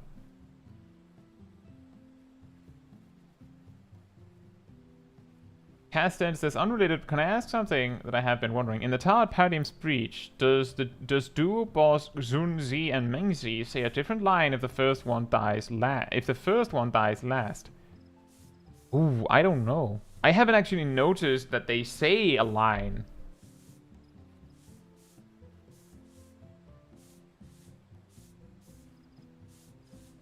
Yeah, exactly, Adam. That's the thing with Blue Mage, is that people that know Blue Mage will, like, the moment they see that I'm soloing like a specific dungeon or trial or even raid with Blue Mage, they'll immediately be like, well, I know you can do it because I can do it myself. I did it because it was funny, some might say. Where the people that don't play Blue Mage or don't know very much about Blue Mage might find it entertaining, and often Blue Mage will, in these cases, either completely dumpster the boss, just completely wreck them, or it's not possible. Yeah, I'll keep that in mind, Licky. I would have to, like, fish that out at some point, but that is absolutely something we could do, like for a special, a stream where we review my old videos. I have actually made a lot of videos, for years. Like, I have an old catalog on a different channel of Line Rider videos and Pokemon matches, with copyrighted music, unfortunately, on that one. Raiding in World of Warcraft, again, copyrighted music on that. And I think I also did a little bit of Terraria, but it never became very much. Like, it was like not very well edited and stuff.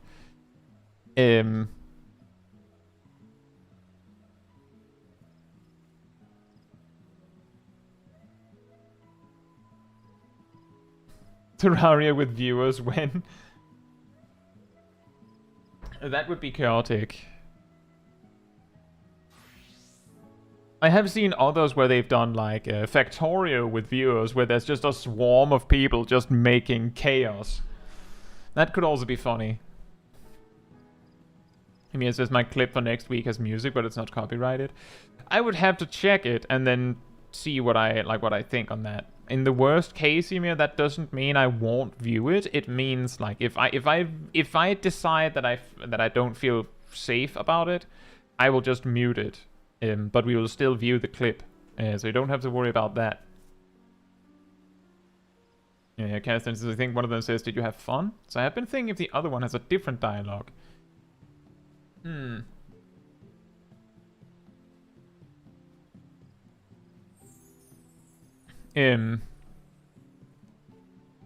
But yeah, we could do that at some point. Like a special of some sort where we watch some of my old stuff. I would probably have to like pick some stuff out to show. In that case, I could probably also just have the videos ready, and then we don't spend too much time with me looking for them.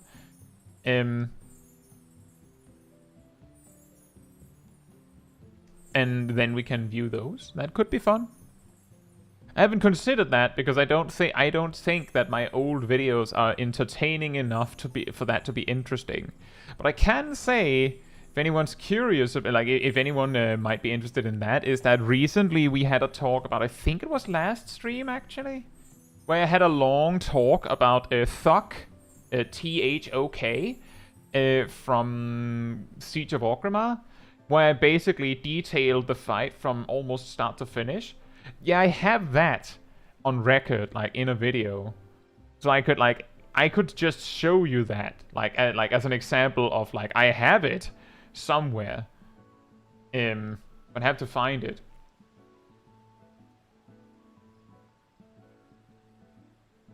A swarm of people making. So you say the people making? Yeah, actually, they're making the data center. Wouldn't that be impressive?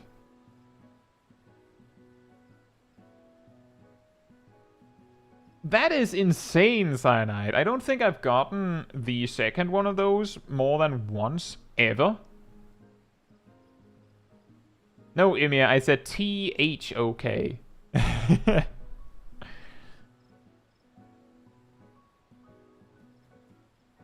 Adam says, I also find that most good blue mages aren't really elitist. Well, I'm not anyway. I know what I can do, but I love to see what others can do with blue mage. I think an important part about blue mage as like a job and its community, because the community of players playing blue mage is like playing it at a higher level where it would matter to be elitist, for example, is relatively small, which means that if you're a real douche nozzle, then you will just end up having trouble finding people to play with. So that kind of behavior would just not work. It's the same as how others have said that, like, savage raiding. Yes, there's a lot of people savage raiding, but if you're annoying enough, then you will eventually start to get blacklisted from groups. And that can make it really hard to, you know, actually savage raid. And I do think that it is actually a good thing if a portion of the community that plays a game is small enough that that you can, like, get in a bad spot if you're not very nice. Like, that you'll actually have trouble finding groups if you're not very nice. Because that, of course, means that you have to be nice. You don't have to be like an actual angel in the groups, but you have to not be too mean, because it just, like, then you get excluded. And Blue Mage being an even smaller section, because, I mean, to do hard content with Blue Mage, you're probably already interested in hard content in general in some capacity.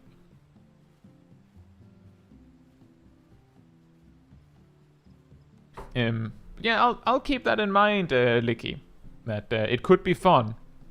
I'll probably find some videos and see if I can have them prepared for something at some point.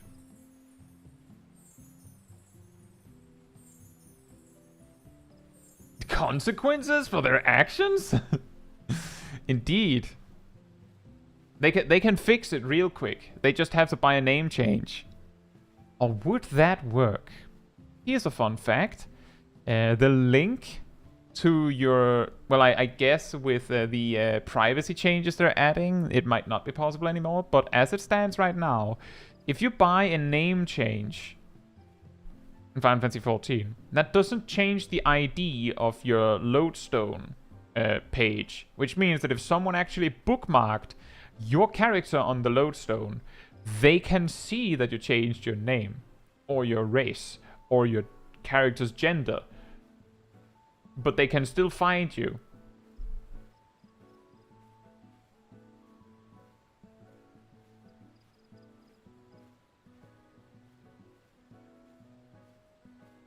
And I agree with that, Adam. That's the thing. That is exactly the thing. That if someone is not very nice, what's going to happen is that they're going to get excluded, because most people don't want to deal with that. Right.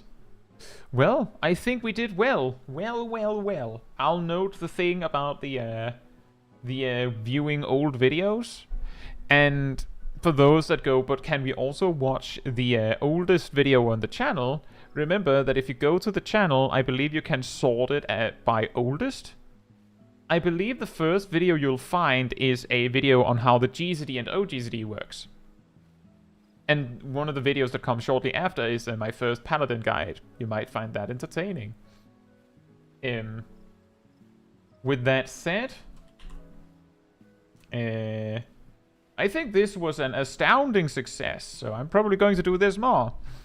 And if you enjoyed the company of the wonderful people in the chat, or me, remember that there's a Discord community server that you can join. We'll also find the weekly schedule so you can see what else is coming up. Tomorrow, we're doing Sage daily hangout stream, but with a twist.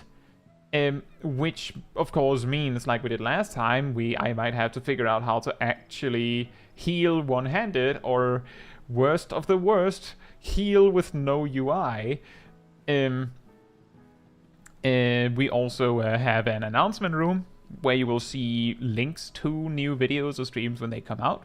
And you can also go to the role assignments room and grab the reminder role. And if you do, you will get a notification right when I post a video or when I post about a stream. And you will also get an extra notification around 15 minutes before something time sensitive, like a stream, actually starts. So you don't miss a second. And if you did enjoy this particular stream, remember that you can, well, rather, not remember necessarily, but it would help me a lot if you leave a like on the stream in the YouTube system, because that tells YouTube that, the YouTube algorithm, that this stream was very enjoyable and you would like other people to enjoy it as well. So thanks so much in advance. If you have been cursed with the new YouTube layout, You might have a hard time actually finding the like button. If you click the cinematic mode view in the video feed, it should change your view so you can actually see the video description, and you should also be able to see the like button, among other things. Maybe that helps you, maybe it doesn't. But now you know. And yeah, if you would like to support the channel even more directly, you can of course become a member. Guess most of you became members with the massive amount of gifted memberships from Emir, Merfolk, and Ogni today. So thank you to them especially.